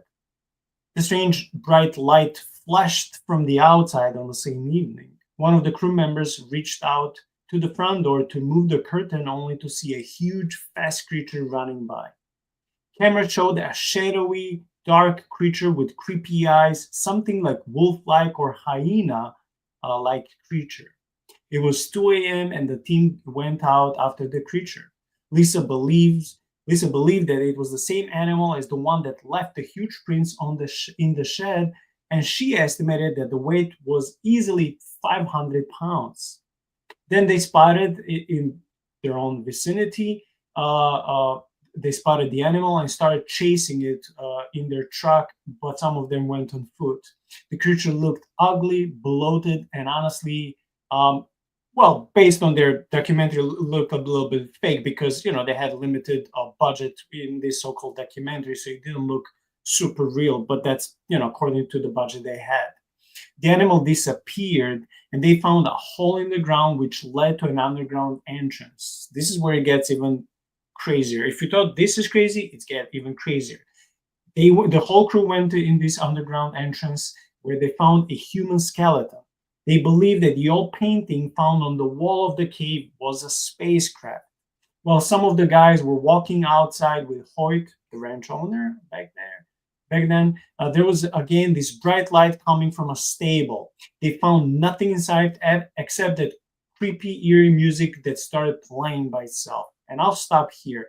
Okay, what I'm interested here is first, one of you guys mentioned that this reminds you of the some other cryptid stories where the creature would be like having red glowing eyes. So I want to just, if you guys want to make a parallel with that, and at least in documentary, look like wolf or hyena, something like that. And the second thing is, like, have you ever Google or read in an article or a book or watching a video that there was actually something found underground? Anything, caves, buildings, anything that was suspicious underground? Because, and I cannot judge if this is true or not based to some online, comments, and even one short video. Supposedly, when they were like scanning the whole area, there was something underground found, and I don't know how much of that is true because, again, you can't, of course, believe every source found online. So these couple of things, Ben. So yeah, I mean, the hatch is real. I think they've found a couple of openings to, storm cellar, bug out bunker, underground kind of things. But yeah, I know that the hatch is absolutely real. I know that they've done some, I don't know if it's sonar or LiDAR or whatever the correct term is, but yeah, they've looked and there's absolutely stuff down there. They've tried digging to it. They can't get there because they end up digging into like metal, and when they analyze the metal, it ends up being the same kind of metal that like our stealth fighters are made out of. But it's all underground. It's there, they're like, digging with like what you would dig, like a water well with, right? And it's going in there and starts shaking, and they pull it up and they're like, well, what is that? And they send it off and do a spectral analysis on it. And it's, this crazy metal. And they're like, okay, that's not supposed to be there, and then, yeah, so to answer the question, yes, absolutely. I know there's at least one hatch. I think I've heard mention of 2 different hatches that go, down to, little areas. And that, yes, they have absolutely used, sonar or LiDAR or whatever to know that there is something down there, but they don't know what it is. Okay, I just have a question before Shaun continues. Do you think that these underground bunkers and stuff, especially where they found this like army stealth military material that is found in spacecrafts, this is, I would guess 99%, I would guess that this is all human made, but we don't know if this was what was happening in the 60s and 70s with the previous research group. I'm just trying to connect the dots. Do you think that that's what was happening? It's all human made, and it probably came in the middle of the last century. If you believe in aliens, then it connects the dots pretty easily. If you don't, then I think you have to jump through a couple of more hoops to get there. I will say this, the whole area is full of underground caves and passages. I mean, it's just chock full of them. And, people don't even know where all they go. So the idea that some of them go under the ranch, yeah, absolutely, 100%. I mean, it's a part of, the greater, Uinta Basin area. There's guaranteed to be stuff under there. In fact, one of the UFOs, that somebody saw, supposedly, like disappeared into one of the mesas. But in such a spot that, it's not like you can just climb up the side of the mesa and poke it, and see what happens. But, like they visually saw it just go into it and disappear. So, yeah, there's absolutely. Now, is it human made versus, some other kind of being made? I don't know, that's again, that's part of the mystery of the whole deal. Yeah. So the the premise for the show that they're filming in a neighboring ranch, Blind Frog Ranch, is that underneath this ranch is just cave systems, and they're all filled with water. And so the idea was that there was gold that was stored in this place, and so then they're trying to get to the gold, and they're trying to figure out all these different paths of how they could possibly get into it. Because I mean, this isn't like digging through dirt; this is digging through rock, and so it's really hard to get to these places. And so if you look at that ranch, and it's like these cave systems go all throughout it, the same would be true of Skinwalker Ranch, because it's not like you're going to have this one place just absolutely full of these underwater caves, and the next one have none of it. They've done ground penetrating radar. They've determined that there are artificial structures under the ground. Again, this is rock, so under the ground, artificial structures. They've done digging, and they've tried to dig down into it. And one of the things that came up was a metal material. And I think that's what Ben was referencing, was this metallic material that doesn't occur naturally. It's a composite metal, so that's not something that occurs in nature. So yeah, there's definitely something in the ground. There's definitely something under the ranch. They're in, I think it's Whitaker, was the groundskeeper for the area, and every time he goes to dig in the ground, he ends up having some sort of contusion in his head, and so he had medically documented this. It was this basically bleeding on the brain, this blood that formed between his skull and his skin. And so they're like, if you wouldn't have come in, yeah, you absolutely would have died. And then on the show, you can actually see it forming. Again, this is the second time that this has happened to him, and he attributes it to digging on the ranch. That was part of what Myers said when they sold it to the Shermans, was do not dig on the property. I saw one episode where they go to open up the cistern, and they're like, "Oh yeah, we can't do that because the Geiger counter goes crazy in this area." They opened it up. Dude got radiation burns on his hands from opening this. So there's radiation that's occurring under the ground. As far as the giant wolf, the red eye thing, there's multiple accounts of this that I know. One, Ben had already shared the wolf that was basically impervious to getting shot, and he was shot with a 30-06. This is something that can take down a bull elk, and this dog just unfazed.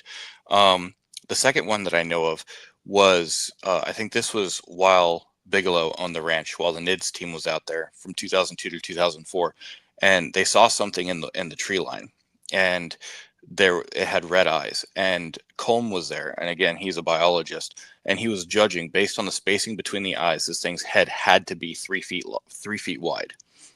So he's estimating it's at least a 400-pound creature. They shot it, and it sounded like it fell. They go over to investigate, and they cannot find it. What they find is a print. And so they cast this print, and Colm sends it off because he's like, well, I'm not sure, but I'm going to send it off to university there in Utah. And they say the only thing that they can find that looks like this, it was a 3-toed print. The only thing they can find that looks like this was a velociraptor. And so, yeah, it gets just absolutely crazy, right? Like, you're like, that. What are you doing? Like, this is insane. Well, but the question is, did it have tasty testicles or not? That's the question. Did you need to salt them to taste like chicken? Delicacy Yeah, for the Navajo. let's eat them and find out. Do you need to salt it or not? Tastes like chicken. I'm just asking to help Ben, so in case he finds out. Wow, so that's the only comparison they could have made, like with a dinosaur, with extinct species of animal. That's it. They said there was no other animal that had these, because when you're looking at a cast, you're looking at distinguishing features, and so the distinguishing features of the print, it's not just the shape, it's where the pressure is, what are the areas, what's the displacement, and so when they're looking at the print, the only thing that they have that matches this is what they believe belonged to a velociraptor, and they only have one of these on the property. But Sherman has said that he saw a print that was left by the giant wolf that Ben was talking about. He was out there with his German Shepherd, and he said the print was 3 times larger than the German Shepherd paw. The only thing that would be big enough to leave a print that big doesn't exist anymore. That's a dire wolf. They don't exist. So, and in fact, Gwen said that she had seen something that was so large, it had to stoop down to look into her car. And she was terrified of it. And so she's like, man, this is something like the size of a Great Dane. So Colm had done some research and said, honestly, the direwolf even wasn't that big. This is something that's bigger than the largest extinct canid that has ever lived on the planet. So, all natural explanations are kind of thrown out at that point. Okay, I have one question specifically for you, Shaun, but both of you can say. Okay, I'm still intrigued by this underground construction. If it's metal, like Ben said, this is not natural. Okay, of course, that's logical. Okay, so what it would be the source of it? We will say, well, it's either human or it's extraterrestrial. Okay, if it's human, probably someone who worked for a private contractor or the government will be built it. So there will be 2 sources, private contractor, government based. Okay, probably for some type of research or whatever. Well, let's say it's extraterrestrial. It's more fun, more interesting.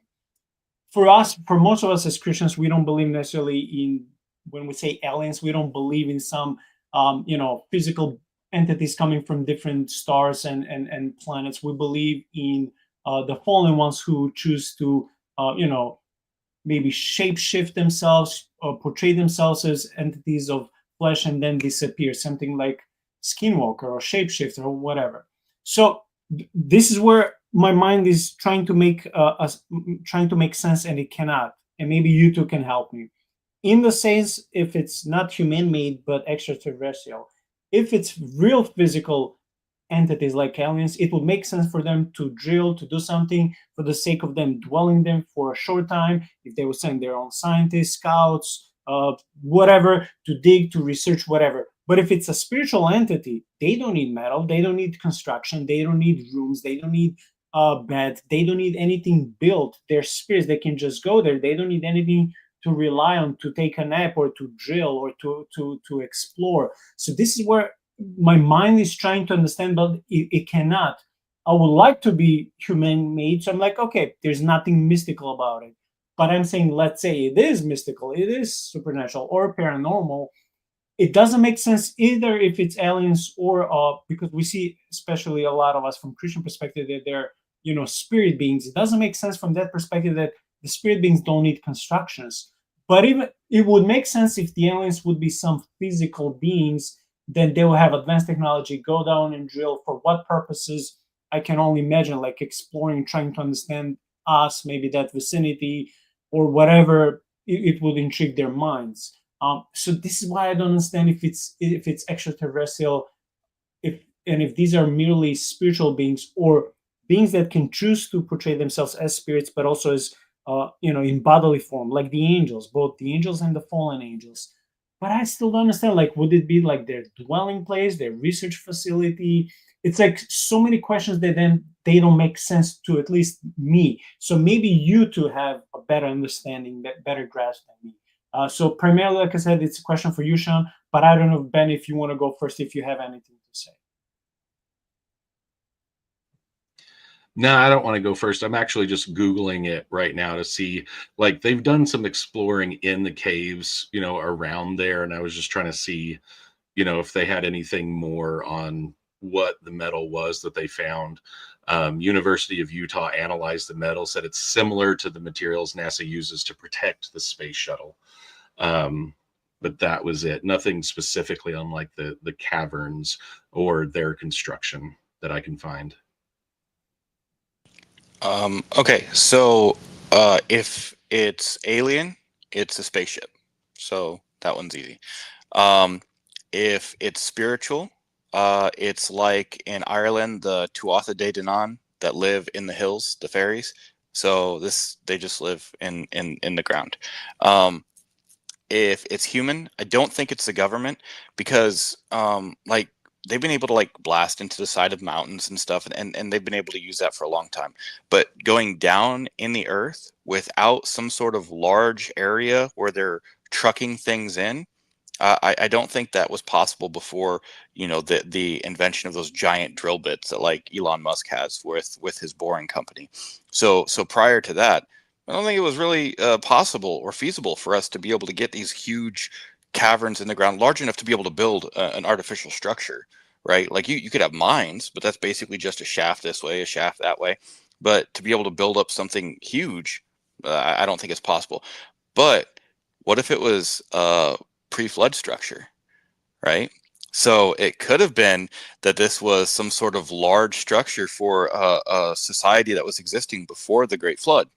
And then after the flood, it was buried underneath all the sediment that calcified, turned to rock. And now it's just a structure that's under there waiting for us to discover it. So those are my ideas. Yeah, I think that's pretty cool. The concept of it being like, antediluvian, because, every time, scientists and anthropologists and, archaeologists think they've found, the oldest skeleton to ever be seen in North America, a couple of years later, they find another one that beats it by several thousand years, right? So we know that Native Americans were not the first people here. There are skeletons that predate them, by hundreds and thousands of years, depending on how you look at your carbon dating. And so the land that is here, depending on, your view of the flood and whether it was actually global, or a generalized area, it would make sense that there would have been beings, possibly, watchers, possibly whatever, with now lost technology that very easily could have built this stuff underground. It makes me think of like Easter Island, and the Amoy or whatever they're called, the giant, multi-ton carved, like idols, that, man today couldn't make them. And so if you follow the history of them all the way back, there, was the mythology of the natives that have lived there was that there was a time before any of the humans went there, that there was pale skinned, red haired, giant race that had technology that no longer exists that made these things.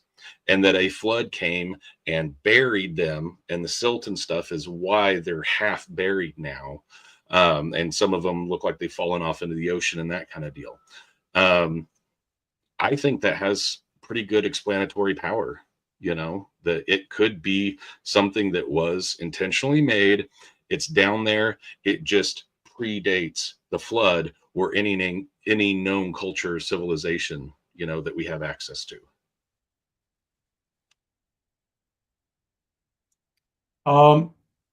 Shaun, your mom is asking, could it be possible to have an area under the mountain that hasn't been touched by time, something like a dimensional portal?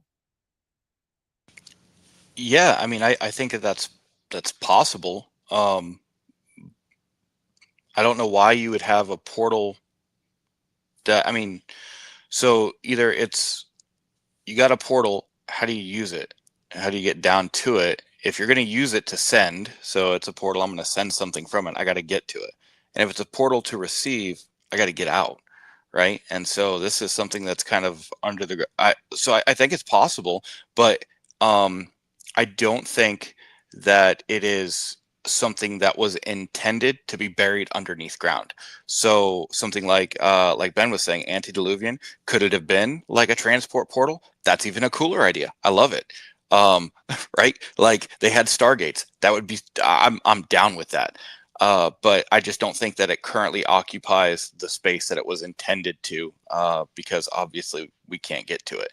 And there's no known access point to get to it, right? Like I could see, if you were to blast, hundreds of thousands of tons of stuff, and then you create this giant 4-lane highway going underneath the ground. And so, I mean, people would be able to be like, oh yeah, there's this giant hole in the ground. Let's go see what it is. Oh, there's this, dome structure. That's pretty cool. But there's nothing like that anywhere. So we don't have an access point to it. We have no idea what's down there. And that's what's causing us the confusion, because it's like, how would you build something underneath the ground that there's no way to get down there? So yeah, I think, yeah, I really like that idea. It predates the flood. Okay, thank you. So back to the story. A couple of nights later, the dog was awakened from his sleep and started barking at 1 a.m. Suddenly, the dog was lifted up by some invisible force. His neck was twisted and he died. One guy, Matt, at least in the documentary, went out on the field to check things, and then a strange light and loud sound started affecting the atmosphere, and the guy seemed to be sucked into something. Matt was later found in the morning with his left arm broken. He was scared and started yelling, telling people to leave. And they didn't leave yet, but at least we see him in the documentary that he drove himself out of fear. After that, they found the old tape that we mentioned recently, and were able to find the tape player, so they can see the content. The tape showed the previous crew from the 60s being dressed in protective suits, such as in cases of pandemics. They spotted a girl on the field, Rebecca, whose mother was missing. The girl seemed to either have obtained some supernatural powers or that she was protected by some evil force, since all the crew members around her suddenly died in great pain. While she was screaming, her mouth turned into a demonic face.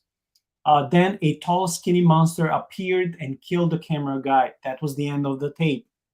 The current team members, after met the guy with the broken left arm, the current team members that are left on the ranch were concerned, of course, after watching the tape and wanted to abandon the ranch.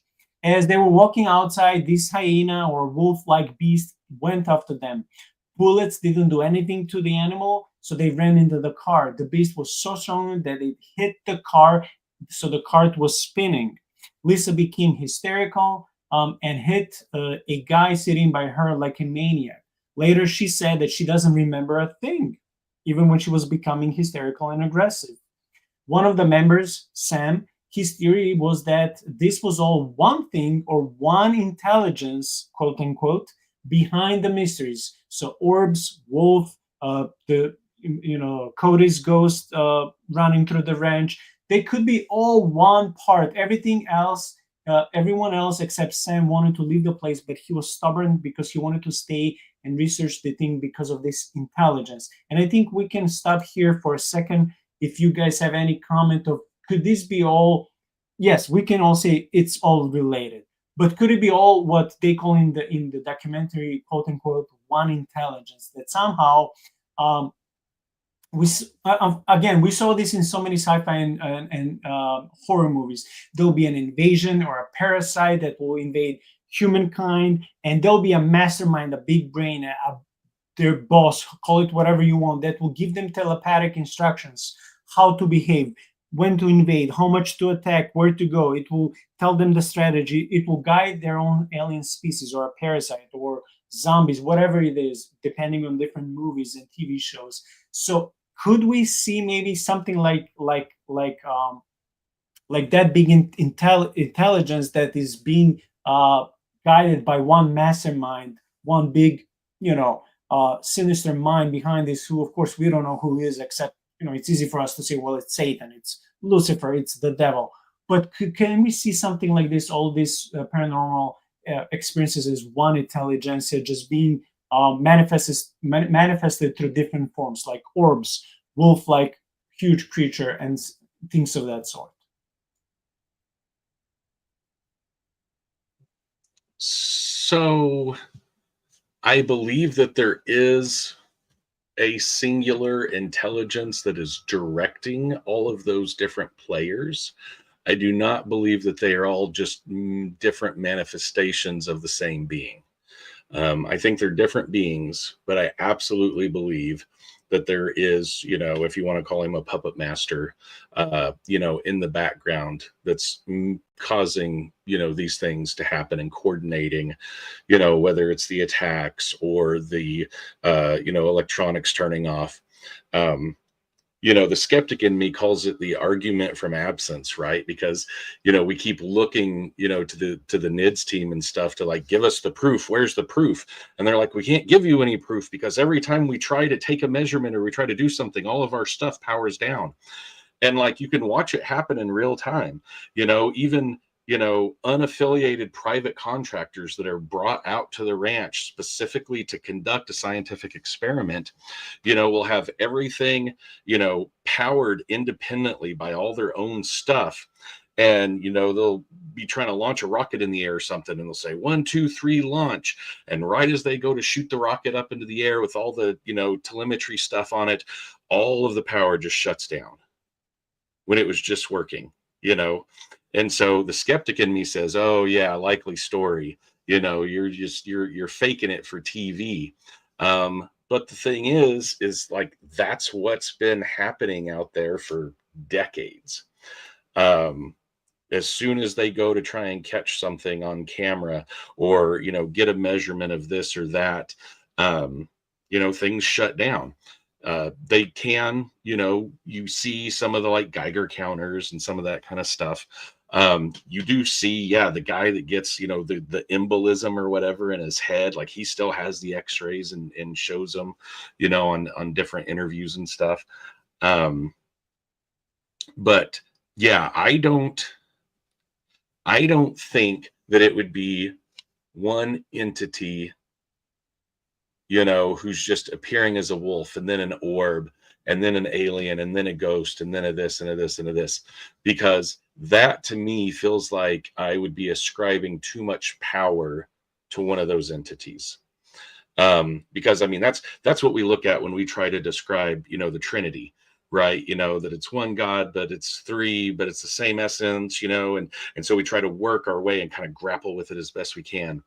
I don't think we're going to find anything like that outside of God. I think they would be individual different entities.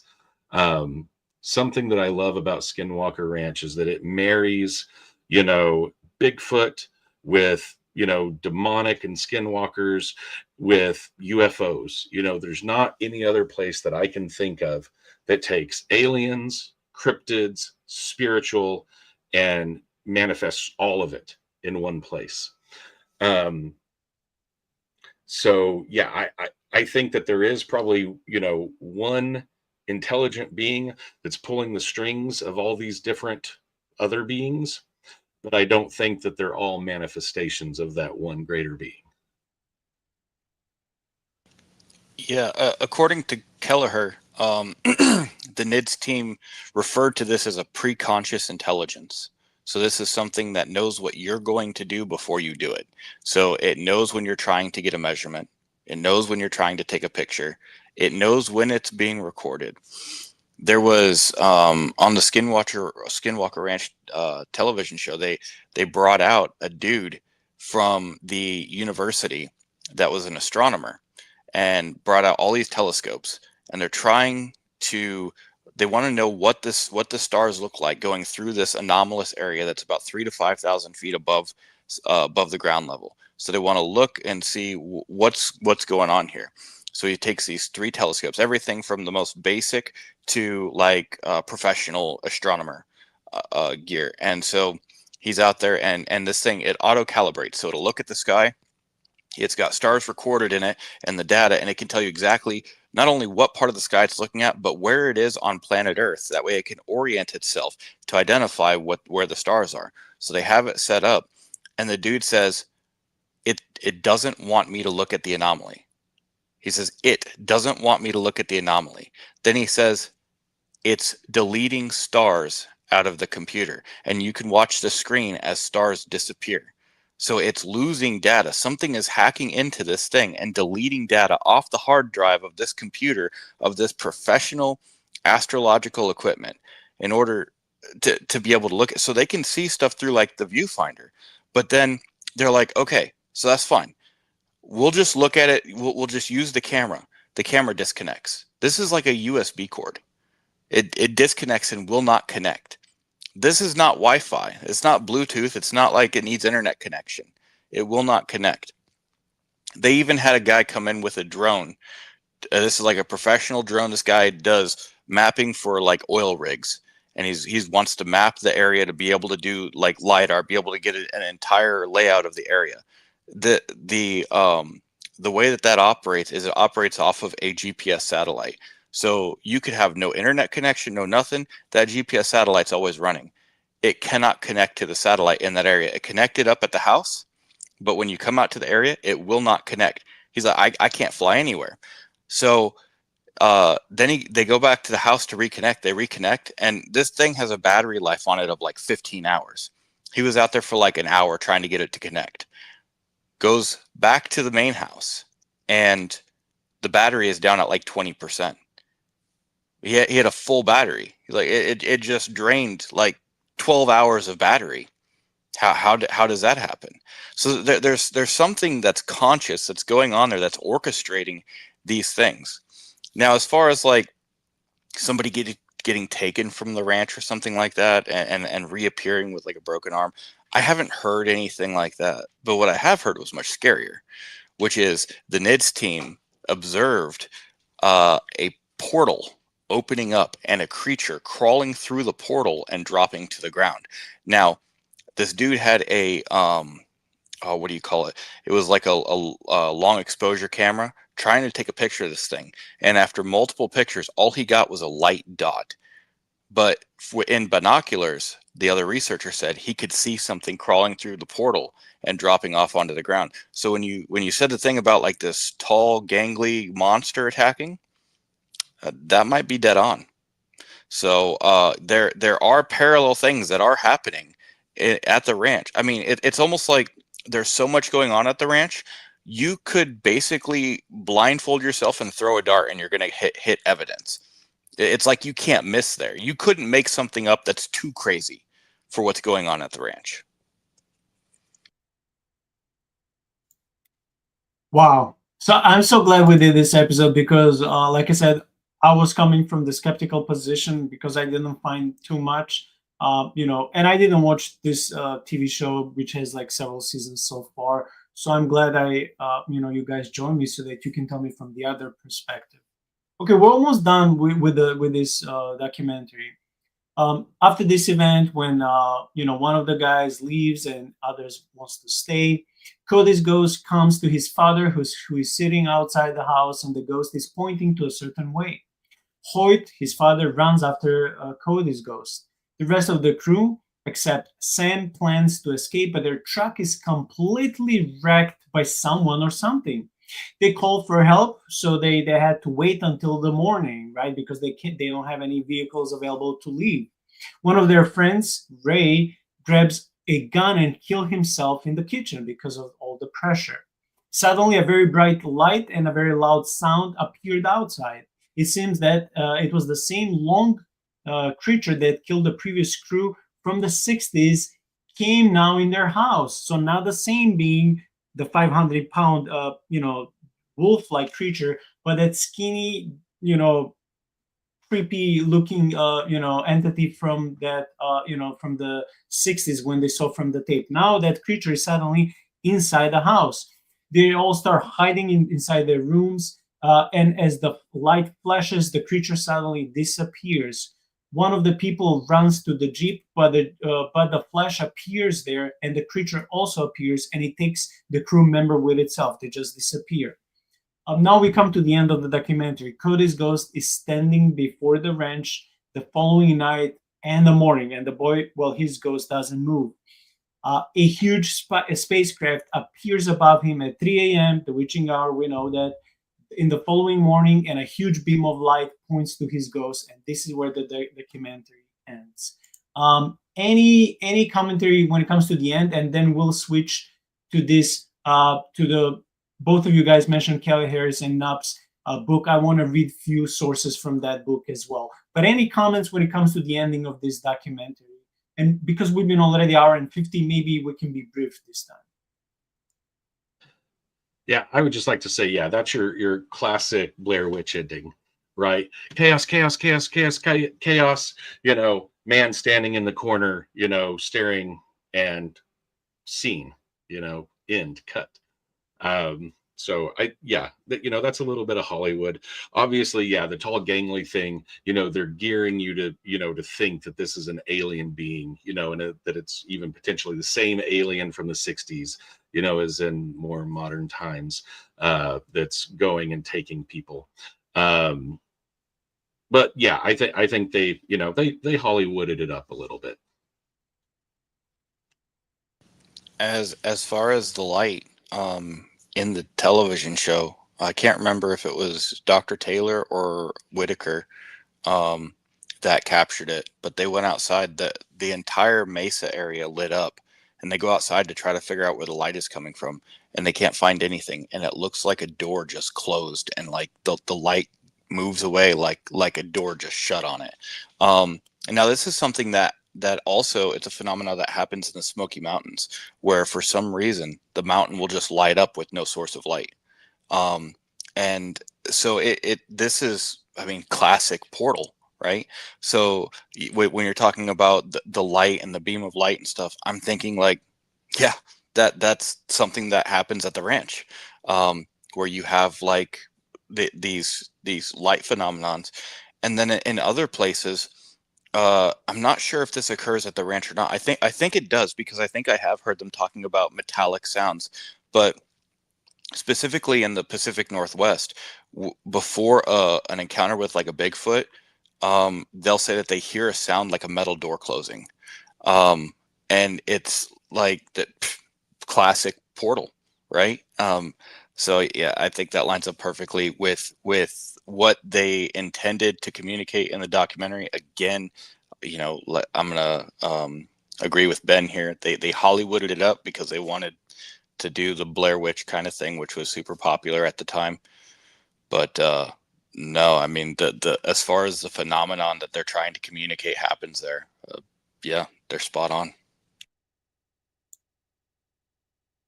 Cool, thank you. Okay, now we're switching briefly to this book, which I posted the link, the Amazon link to this book. It got amazing reviews. People love it. Came out like about 10 years ago, written by Kelleher, PhD, and George Knapp. The book is called Hunt for the Skinwalker. Science Confronts the Unexplained at a Remote Ranch in Utah. This is the preface.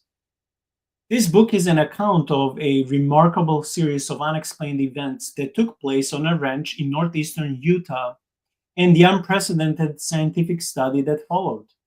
For 8 years, a team of highly trained scientists and others came face to face with a terrifying reality that, on superficial examination, appeared to break the laws of science, but that, in fact, was consistent with modern day physics. At the ranch, scientists found a world where a great deal of activity was hidden from visible sight, but, as the researchers soon discovered, was detectable with state of the art instrumentation. Some of the names in the book have been changed out of concern for the emotional well being of the family that owned the ranch at the time and for the sake of others who were followed. Now we're skipping to chapter 24. In the summer of 2004, one other ranch related controversy surfaced, and it carried with it the darkest of implications. A brilliant but maverick physicist known to have extensive contacts in intelligence circles in the UFO community suggested on the internet that one or two of the NIDS, which is National Institute for Discovery Science, staffers had been found murdered on the ranch and that the slayings had been covered up. The implication was that an unknown force had gutted the unnamed researchers and that this might signal the beginning of an quote unquote all out war with the extraterrestrials. The physicist considered this to be a matter of national security, and he invoked a comparison to the alien invasion movie Independence Day.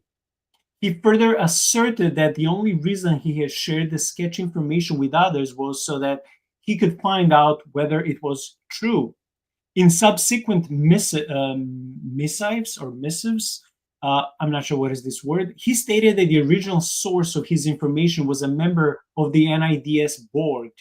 Needless to say, there is not a word of truth to this rumor, with the exception of nonspecific severe headaches, profuse nosebleeds, and minor contusions. No serious physical harm came to any NIDS staffer or to anyone else on the ranch, and it is ridiculous in the extreme to suggest that alleged crimes of this magnitude would or could be covered up. Okay, so I like that he's trying to be, well, both of these authors are trying to be honest. They're not saying that nothing ever happened, that would cause someone's injury, like Shaun was mentioning, someone's concussion, and you could actually see the MRI scans or CAT scans, whatever. So that's an evidence. But he was actually talking here about the NIDS staffers that, the rumor that someone was killed, it's not true because there was no evidence of that. So I like how he's bringing balance to like, hey, let's be honest, if there's supernatural, cool.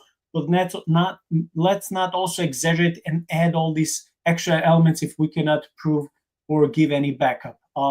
That's chapter 24. I also want to read a couple of chapters. Do you want to guys comment on this, or you're cool because everything is like self-explanatory? I just wanted to say that this is something that it really increases the credibility of Kelleher, because he's approaching this from a very scientific point of view, and he's like, we don't have, like, he's not trying to embellish what had happened there. He's just like, we need to approach this from a very scientific point of view. We don't have time to be doing all this rabbit trail chasing down all these stories. That didn't happen. not while he was there, not while he was talking to the NIDS team. So this isn't. I mean, if it was a marketing ploy, you think that he would take it and run with it, right? But that's not what he's trying to do. And something else that I wanted to say about the changing of the names of the researchers and the people in the story is that these researchers they went on contract to go and work for this this program, and they would later have to go and have subsequent careers within their field. And so if they were exposed as somebody who was doing research on this, they might not be taken seriously in the academic community. So there is a reason that you have to protect the identity of the researchers that were doing this, because they might end up getting blacklisted because they were involved with something that has been met with so much skepticism. Yeah, it reminds me on the Christian academia where you see scholars who would mock Heiser, but thankfully more and more scholars are coming with the same ideas and say, hey, yeah, this is not anything new. It shouldn't be weird. You just are not familiar maybe with the ancient Near East scholarship. That's it. But it's like some of the people in Christian academia, they will talk about gazillion topics, but when it comes to ghosts, giants, cryptids, from biblical perspective, they will not go there. They're like, they will be probably too concerned. So I understand that. Okay, switching to chapter 25. Some of the events seemed to reek of poltergeist activity. Some appeared to be paranormal in nature. Some exhibited behavior reminiscent of UFO-like objects. And there was a smattering of cryptozoology-like events thrown into the mix. Were UFOs flying over the Utah ranch, or was the ranch haunted?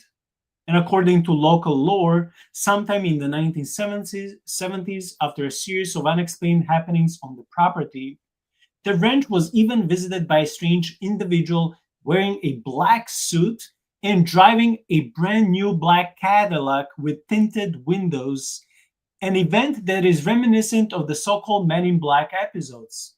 Brand new Cadillacs were a rarity in the Uinta, I don't know how to pronounce this, Uinta Basin in the 1970s and remains so today. Okay, and I have chapter 27 and the epilogue. Did you guys hear about any of these so-called Men in Black stories related to the Skinwalker Ranch? Ben? I've heard a lot of Men in Black stories. Most of them relate more to Mothman in the East Coast.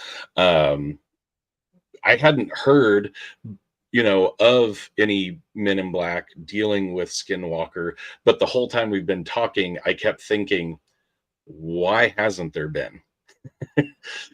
like why not? This is exactly the kind of thing where they would show up. So I 100% believe that, MIB showed up out there.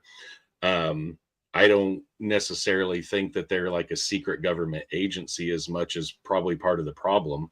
But yeah, I think that is probably spot on to have them showing up out there.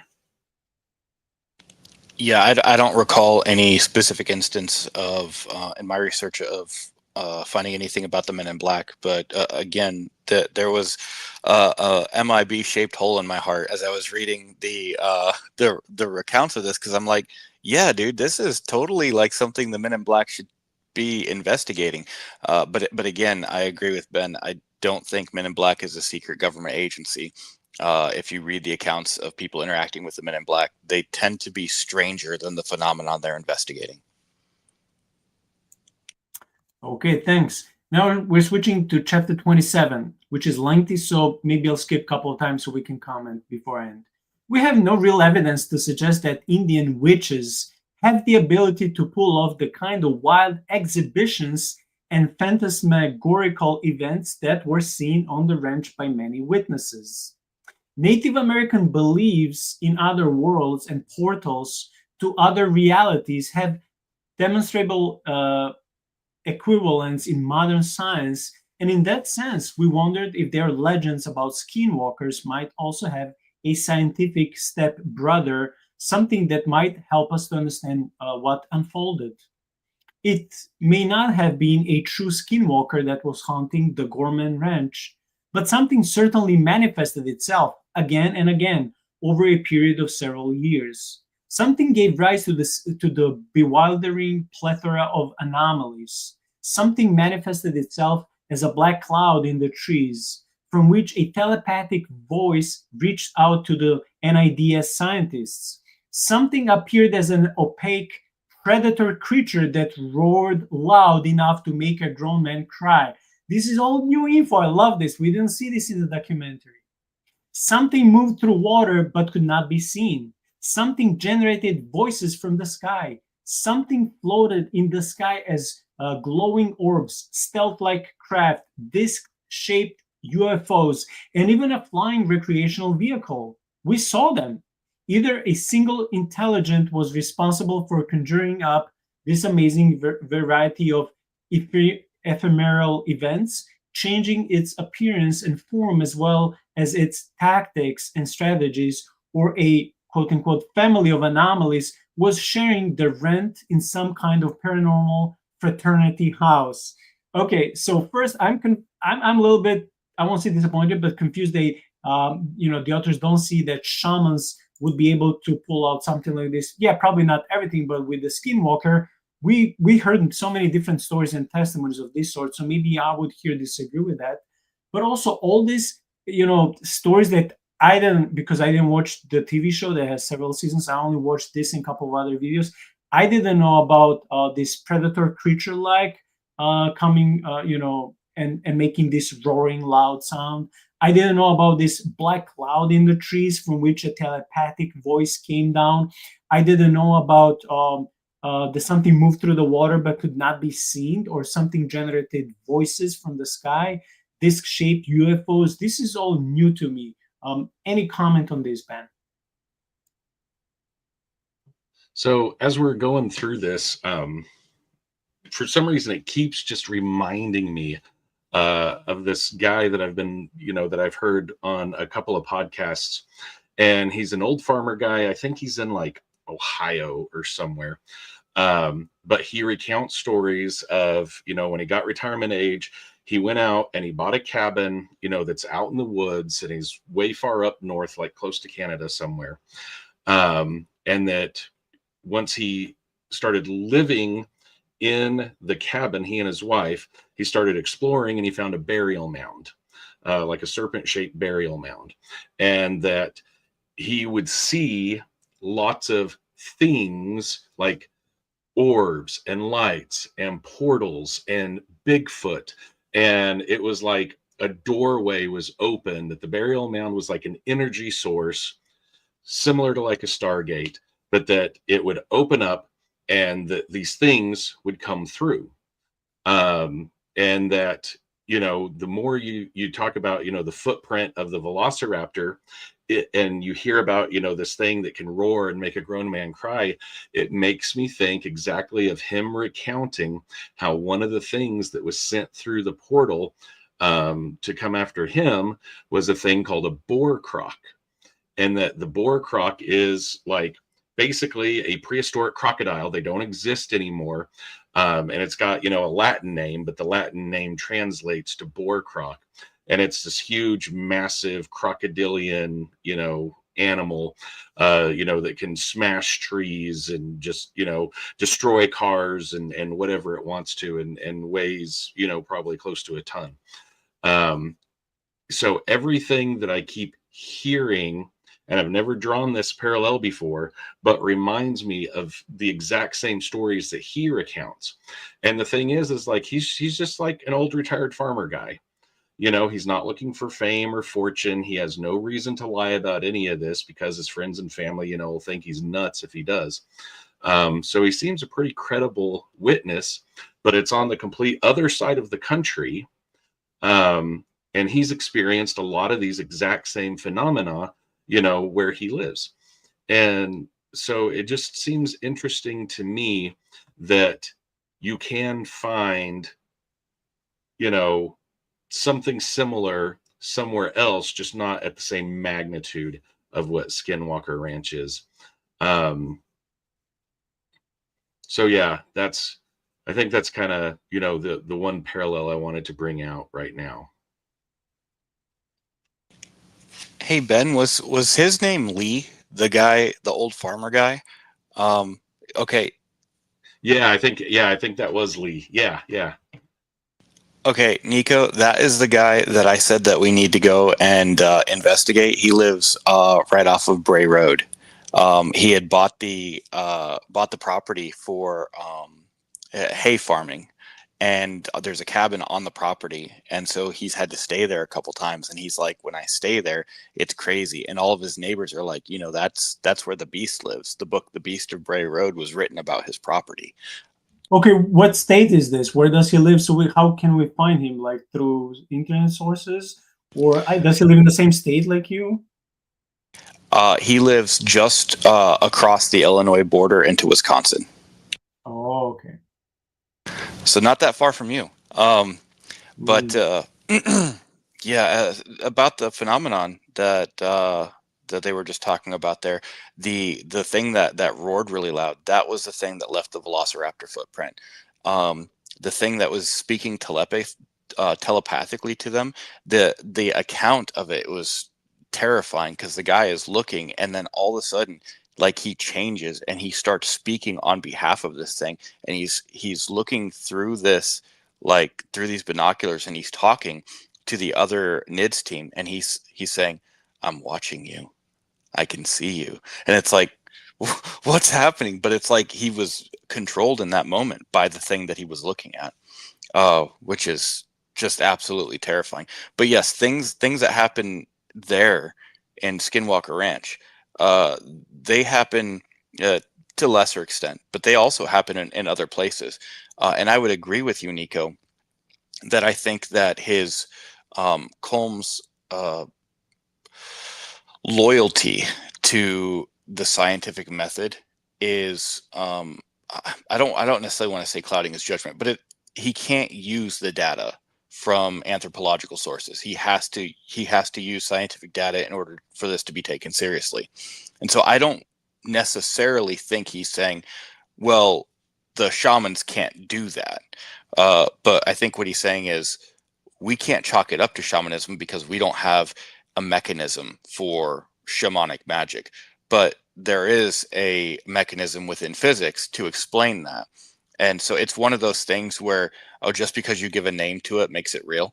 And it's a phenomenon that people who are in this space, the cryptid UFO thing, it's something that we kind of get upset about, because it's like, okay, so the thing that we've been talking about for years, you've identified the phenomenon, but now you want to claim it as scientific and take all of the mystery away from it because you give it a name. Are you dumb? That's a good point. I just want to say something. I didn't want to interrupt Ben. And by the way, I don't believe in this theory even 1%. But another what if scenario went through my head as I was listening to Ben. So if there are these different stories coming from different sources about this prehistorical, dinosaur-like creatures that are extinct, I'm thinking, I don't believe in this, but I'm thinking, what if there is a chance that this place is so much paranormal, so much weird, that it can even bend the time, so that something that existed before in our reality can, at least for a second or a minute or 5 minutes, it can somehow bend and blend together, merge, and then disappear. The same way that the spiritual creature can choose to manifest in flesh and then disappear. It can be in the shape of a dogman, skinwalker, flying orbs, absolute or predator-like creature, like, right, like to be invisible but then manifest at will. So I'm thinking, what if this place is some and I know we're going too fringe even for the podcast, but that's fine. I'm just thinking, what if this place is so weird, like I said, another Bermuda Triangle place where if it can even bend time. So like now you go back according to the history, if it's secular history, millions of times. According to the Christian young earth creation is maybe 10,000 years in time. That doesn't even matter.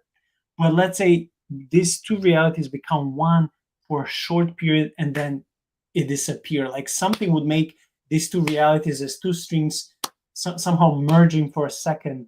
And I don't believe, like I said, in this for a minute, but I'm just thinking that would be a fascinating idea. So I don't know if Shaun, if you want to say something on this, or even Ben. I don't know. I can go first if you want, Ben. So in my understanding, theory of relativity, time space, physicists will say that the time space theory is a useful fiction, that it makes the math work really well, but it's not actually how we experience time. So most scientists tend to be presentists that believe that that time is something that's kind of objective. However, in my understanding of the theory of relativity, if you bend space, you necessarily bend time.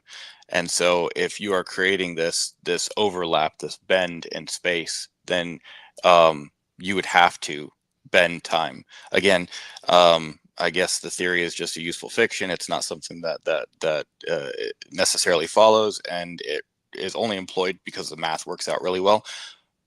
But being as I'm not a physicist and I don't understand those arguments, I would think that it would be logical to think if time and space are married and you're bending time or bending space, you are therefore also bending time, because you're not going to get two spaces that occupy the same time to overlap. So if you've got two spaces occupying the same space, they can't be from the same time. My thoughts.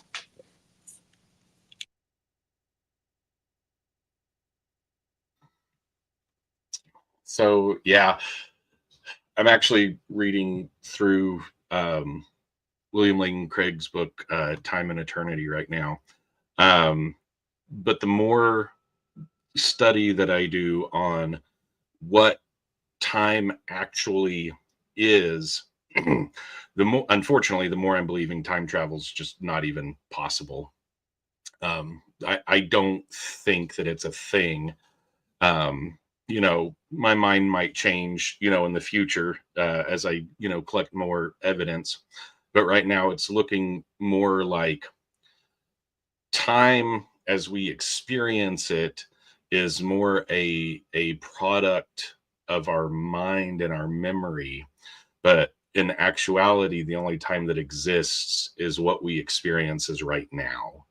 And so once you have passed, you know, me saying this, what I just said no longer exists in some kind of line that you can go back to and revisit. Um, and just like I don't believe that the future is already written for us, therefore it's not like you could travel forward to it either, that the only actual time. Now, time as a dimension of like space time is something a little bit different, I think. And I'm still trying to wrap my head around that. Because for the longest time, I held to the belief that time was literally just a man-made invention, you know, to celebrate birthdays, basically. Excuse me. But that it didn't actually exist. But then the more study, you know, that you do Einstein's theory of relativity, and the more you look at space and time and what it is, it seems to be like a different dimension of our reality that we use to measure things. And so you can't argue that it does actually exist. I just don't think that it's something that you can necessarily journey to or from. It is interesting that perhaps time can slow, you know, like if you were to travel at the speed of light, right? You would, as you experience it, you would continue to age, you know, normally. But then as you were to travel back where you came from, everybody would be much older, you know, to kind of sum up, you know, that theory of relativity there. But it's not like you're actually going forward or backwards in time. It's just that time around you, because you're in motion, it compresses and slows. So as far as could these dinosaurs, you know, be like coming from back in time? And I actually looked it up. I got it wrong. It wasn't Lee from the Beast of Bray Road that I was thinking of. It's a guy named Roger who lives in Minnesota with the boar crocs. But, you know, just as much as I want it to be real, as much as I want to believe, I think the only way we could physically get dinosaurs back is to Jurassic Park them, which, you know, I think we're pretty close to. Okay, I got another even wilder theory. We don't have to talk about it, but I was just thinking, what if those spiritual entities, because they were here, if we check the Bible timeline, they were here before us. What if they used to use and collect different animal samples the same way, let's say, you know, cow mutilation, or this dog was drained out of, you know, from his blood? What if in their perverted research way they want to collect and store and research DNA and samples of us? What if they were able, in a way, to procreate those extinct, you know, dinosaur species, so that when people would saw traces that look like dinosaurs, it could be something like that, but then it wouldn't be a regular animal dinosaur type, like it will be more, it will resemble like this entity's ability to cloak into invisibility mode and be you know, partially spiritual, partially physical being. I don't believe for this even 0.1. I'm just thinking, what if it will be a very interesting you know, sci-fi concept movie, comic book, novel that I would like to read. But I'm just thinking out loud what crosses my mind. It will be, I'm not saying if there's any chance of this happening, but I'm thinking if they're storing samples and researching and taking all this blood from you know, animals, maybe even from people, who is to say, because they were there before us, they didn't do that in the past? It's not impossible. Highly unlikely, but it's not impossible. So I don't know. I was just thinking about that. Okay, I'm almost done with this book. Was the Skinwalker, for lack of a better term, a malevolent force? In a sense, it was. It butchered and abducted livestock, attacked other animals, and seemed intent on generating strong emotional responses from the Gormans, as if it thrived on terror and confusion. And this is merely demonic. You can see this. Shaun and I cover so many stories with demons like thriving on fear, and like that will be feeding off of this energy. But it also seemed to draw a distinction between harming animals and harming humans. Other than psychological damage, intense headaches, nosebleeds, and a few unexplained cuts, no humans were physically maimed, while animals certainly were. Whatever might have been slipping into our world seemed to know the difference between slicing up a newborn calf and doing the same to a human. It stuffed bulls into a trailer, but didn't do the same to people. Dogs were incinerated, but the Gormans were not. If we are to believe both the Navajo and academic researchers, skinwalkers are inherently evil and would not hesitate to kill a person. It suggests that whatever was present on the ranch was not a skinwalker in any traditional sense. Man, this is... instead of giving us answers by the end of the book, the authors are getting even more wild and giving us more thoughts and more questions, and there are no answers. Okay, like I love this. Like they will know the difference between humans and animals. And I'm also reminded when in Job, when the devil came to present himself to, you know, to God, and God said, yeah, you can go, you know, for the sake of testing Job's faith, you can go and harm Job if you want, but here's the line: don't take his life. As if it was almost something like with them, like skinwalkers. Yeah, they would go in, not skinwalkers, but whatever this malevolent force would go in and destroy animals, it would not do the same harm to people. Not because it cannot, not because it's feared, but because there's a limit how far in their wickedness it can go. That's what I'm picking up in reading between the lines. Ben. Yeah, I like that, you know, because you make a good point. When I see stories of poltergeist phenomenon, you know, or you hear cryptid stories, it seems that they're very much intent on harming humans. That's kind of their whole shtick, their whole point. But here, outside of, you know, potential radiation poisoning, you know, and fear-based stuff. You know, like Dr. Travis Taylor, I was reading a little thing, you know, while he was there filming for the secret of, you know, the History Channel secret of Skinwalker Ranch. He lived on a trailer on site on the ranch, and reportedly for the first time ever started having like night terrors, waking up, screaming his, lungs out, and, not really understanding why. And have, he's the astrophysicist, right? The super, math, kind of geared guy. And then, after having left that, not living out there on the ranch anymore, all of that went away. So there's definitely, I would say, psychological, emotional trauma. And that's, what the critics about it all, who are on the outside looking at it, that's what they say. It's groupthink, it's mass hysteria, it's, illusions, your brain's making it all up, that kind of stuff. But I don't know. I think there's just enough there to rule that out. But I wish there was more there that I could confidently say, yes, it is absolutely this. And all the research and everything that they do, everything is geared towards aliens, right? Like that's kind of the bent that it's on, which I think loses a lot, excuse me, of a lot of the other, paranormal, preternatural type stuff that takes place out there. It's like, let's take, a portion of what we see, and now let's try to interpret everything through the lens of, oh, it's aliens, it's, oh, aliens are doing this.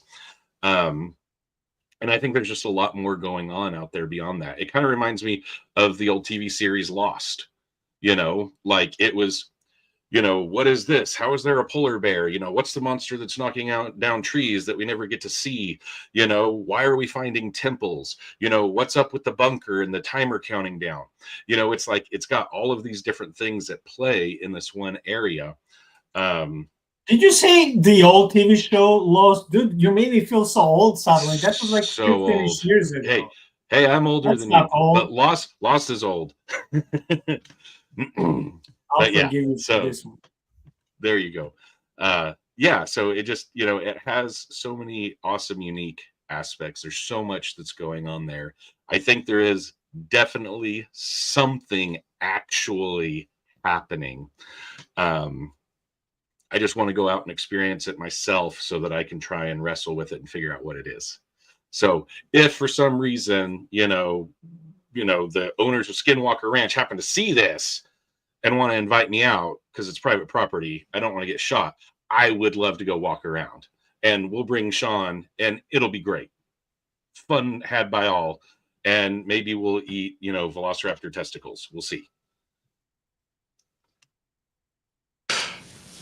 Yeah, so for me, I kind of come to the opposite conclusion of Kelleher. I think that it's substantiated that there's something that is happening there. There's lore that regarding what it is, and I would just, since we already brought him up, I would just invoke Alberino and say, well, of course the spirits can't kill people because we have dominion, right?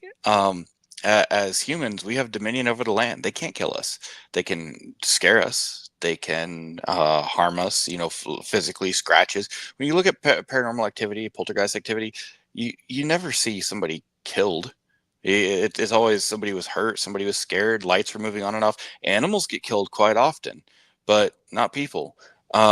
Normally, if it's people that are getting killed, it's typically something demonic, and it's not a one-out attack. It is the body wears down after so much time fighting the demonic entity.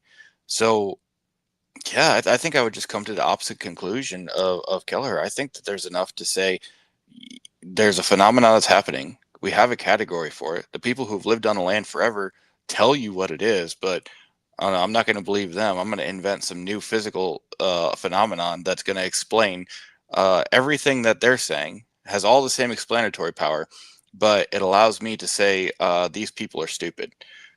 I think that that's so arrogant, right? So, yeah.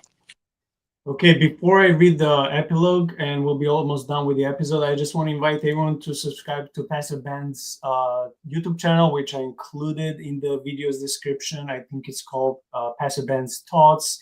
He needs more subscribers, and please subscribe to our channel, because the last few months, I barely noticed any growth.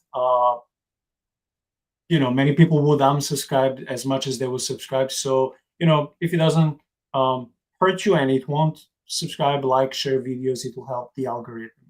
Okay, that being said, let's dissect the epilogue. Suppose that against our will, we were plunged into a world where traversable wormholes were staring us, like aiming us in the face from only 100 feet away. Suppose that as happened to the Gorman family, we saw a completely different sky from another world on the other side of that wormhole. Suppose we came up against bizarre creatures and monstrous denizens of the underworld as they walked freely around our property. Dude, these guys stealing my ideas, even though I came up with these ideas 10, 15 years after the book authors. But we mentioned something very similar.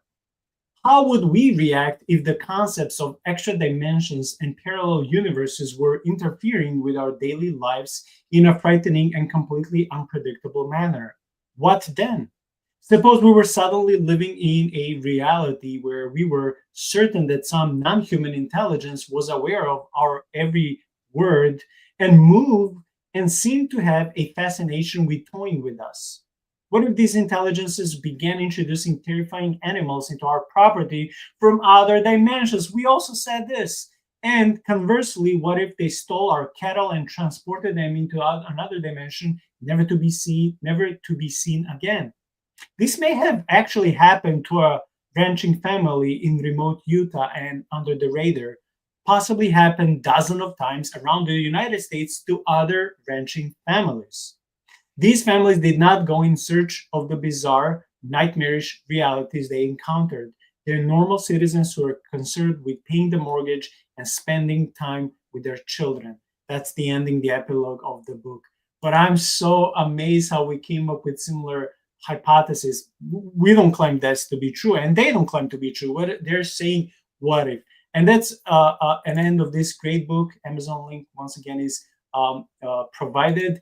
Any concluding thoughts to what I read and in general to the whole episode? So we'll be concluding in the next 5 minutes. Any concluding thoughts that you guys wanna add to the episode? Also, this question before we leave. We all know about this fascinating paranormal side effect called the Hitchhiker's what is called the Hitchhiker's effect, right? Okay, and that is when you go to a haunted or supernaturally infected area where the paranormal activities are just blossoming, and you go there and you're just poking the bear because you don't mind your own business. And many people are reporting that once they will go and they will go back home, something will start changing their lives drastically and never to be a blessing. They will start having nightmares. They will feel someone is watching them. They will see flying orbs. They will see these demonic attacks. They will have maybe sleep paralysis. Their house members would have this fear and terror. They will not be normal again after visiting certain places like Skinwalker Ranch. So please give your concluding thoughts, but also please include, do you think as people of God, the hitchhiker effect would affect us and follow us? Not because, yes, we have nothing to fear in the name of Christ, and in the name of Jesus, we have all the authority to rebuke and defend ourselves against these demonic attacks. But it's another thing, because the Bible also says, do not test the Lord. So that's another thing. If you're going somewhere intentionally to investigate something, and when you go back, God, for whatever reason, may allow that something that came with you and is attached to you spiritually is now afflicting your family. So please give your concluding thoughts, but please also include Hitchhiker effect. If you will go here, do you expect to be fully protected? Thank you. So I would say that hitchhiker effect, or, you know, I sometimes refer to it as piggybacking, you know, because it's like they sit on your back and follow you, you know, back home. I think it's very, very real. I've heard too many stories, even from people that I know, of it happening. Um, and so, yes, I would say that it is absolutely a phenomenon that really does happen. Now, as Christians, can we say, would it happen to us? And are we protected, and that kind of thing? So I'm a little bit double-minded about that subject, because on one hand, if we're dealing with spiritual beings, right, that can obviously see us, but we can't see them, then how hard is that, regardless of whether you're a Christian or not, for them to see you and to watch you drive home and to follow you, whatever their mode of transportation may be, and interact with you, right? Or with your family or whatever. They can see us, they can follow us, it's around us at all times. You know, it's like I think it was the prophet Elijah, you know, whatever, praying for, you know, the student from the, you know, prophet school to have his eyes opened up to the reality around him, and he sees, you know, the flaming chariots, and, you know, all of, you know, it doesn't matter that there's an army coming against us, those that are with us, you know, are greater than those that are surrounding us, kind of thing. There is a spiritual reality or realm that we do not see, that is very alive and active, and that can see us and that can interact with us at all times. And so when you keep that in mind, it's not very hard to imagine that that's how demons, you know things about us that they shouldn't know. It's because they've been watching you. They've been watching you the whole time. You know, that's how they can tell you what your sister, you know, whispered to you in secret when you were both 5. You know, it's like they were there. And so it's an easy thing, I think, for them to follow you home, to attack you, to demonize you, to hurt you, and things of that nature. I usually will teach, you know, when I'm talking about spiritual warfare type stuff. As a pastor, I always warn people. I'm like, look, if God has called you to a place, to a people, and there is a spiritual influence on those people, he is 100% going to meet your need and protect you, because he's called you to it. Okay? If you just saw it on TV and you think it's awesome, and so you want to go in there, you know, like gangbusters, and you know, shooting the devil with your in Jesus name rebuke and stuff. No, I think you're pulling a, you know, 7 sons of Sceva, and you're probably going to get your butt kicked, and, you know, end up running away with your tail in between your legs. Not because the name of Jesus is less effective, but I think it is because of our heart's intent. And if we are followers of the way, are we following Jesus when we're doing this, or are we sidetracking and going off and away from where he's calling us to be and what he's calling us to do? And I think you can see that with the nation of Israel. I think you can see that all throughout the Bible. If you are following Jesus, if you're abiding in him and he in you, and you're where you're supposed to be, you are protected, you are covered, you are, you know, you're good. But when you decide to step outside of that and kind of do your own thing, consequences, whether they be natural consequences or supernatural consequences, will arise. I think that's just the nature of the beast. And side note, a gathering of bats can be called a cauldron of bats. Okay, there you go. That's my closing thought. All right. So I agree.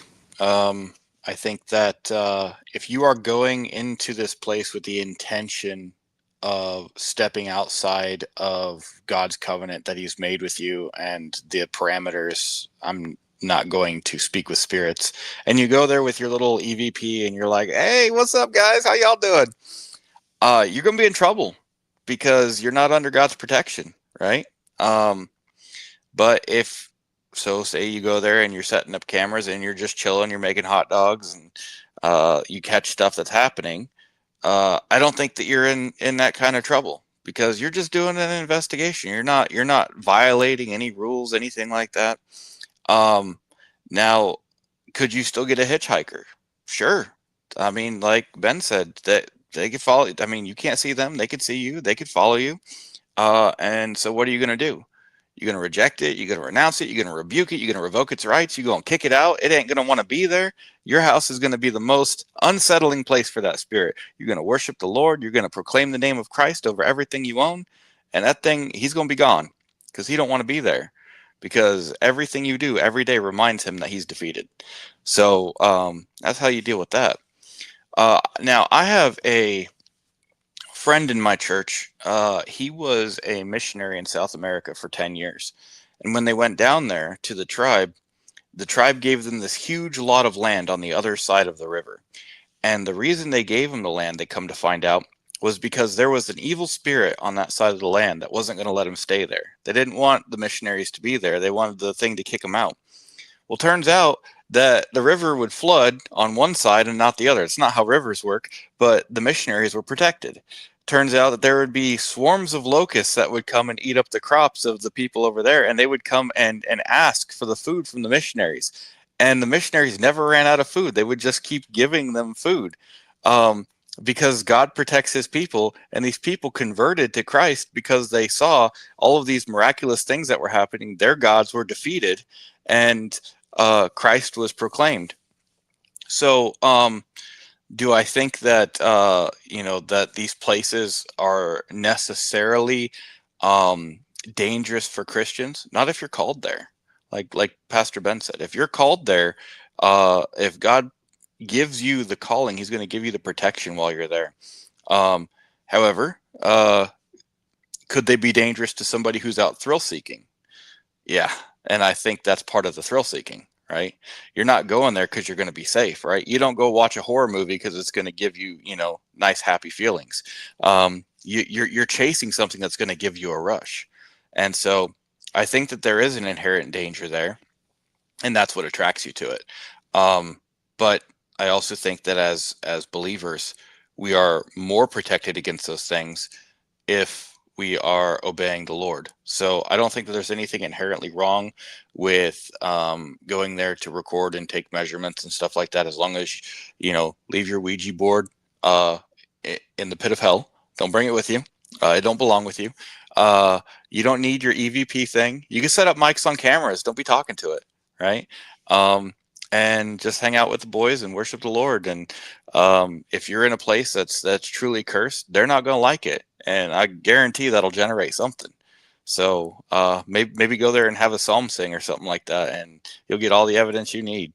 So that's my closing thoughts. I think that some of the manifestation of these spirits could be, if people who will be eating hot dogs, they will be also using ketchup besides mustards. Maybe spirits don't have that taste. So who knows? Maybe their chef is upset and sending the swarms of these entities against you if you're eating hot dogs with ketchup. So I don't know. But if you're in Chicago, you may put ketchup, and then local demons will not attack you because they're like, yeah, it's fine, it's Chicago. So I don't know. Depends from local deity to local deity, right? So thank you everyone for being with us tonight. We chose a very light topic for the Valentine's Day, as you can tell, and I'm especially pleased that probably female audience will love this topic for the Valentine's Day. So you're welcome. That being said, in less than 40 to 48 hours, Carrie will join me as a co-host, where we will be hosting and welcoming two Christian archaeologists for the first time ever, Dr. Aaron Judkins and Judd Burton, who are very prolific, archaeologists, anthropologists, book authors. We'll be assessing their latest book on Göbekli Tepe, which is supposedly the oldest found temple in the world. It's estimated by secular archaeologists to be between 10 and 11,000 years old. Dr. Aaron Judkins may disagree with that. Nonetheless, we'll be having a blast. We wrote the outline, we checked the material. We're expecting them, to join us this Sunday evening. It will be phenomenal. We'll be talking about the symbolism and iconography found on these pillars. We'll be talking about the potential reasons why is the further excavation of this very important location in Turkey stopped for the time being. Could there be any conspiracy behind that? Was there any Satan or serpent worship behind this? And we'll be talking about many different interesting topics when it comes to this. I'm especially excited because these are kind of big guns when it comes to guests. And, I got only a few or several of those so far. So for me, I'm especially pleased that after bugging one of them, Dr. Aaron Judkins, he finally accepted. So yeah, I'm thankful and I'm excited. I expect to see all of you in 48 hours. Next Friday, probably Shaun and I, maybe someone else will join us talking about another very soft topic like tonight. Maybe not about bull's testicles and Valentine's Day, but it will be something of a similar fashion. And if someone told me maybe I should be a stand-up comedian and I would make more money than doing the podcast. Maybe, maybe not. I don't know. Anyway, please keep praying for us. God bless you. Go serve your King. I'll see you next time. Take care.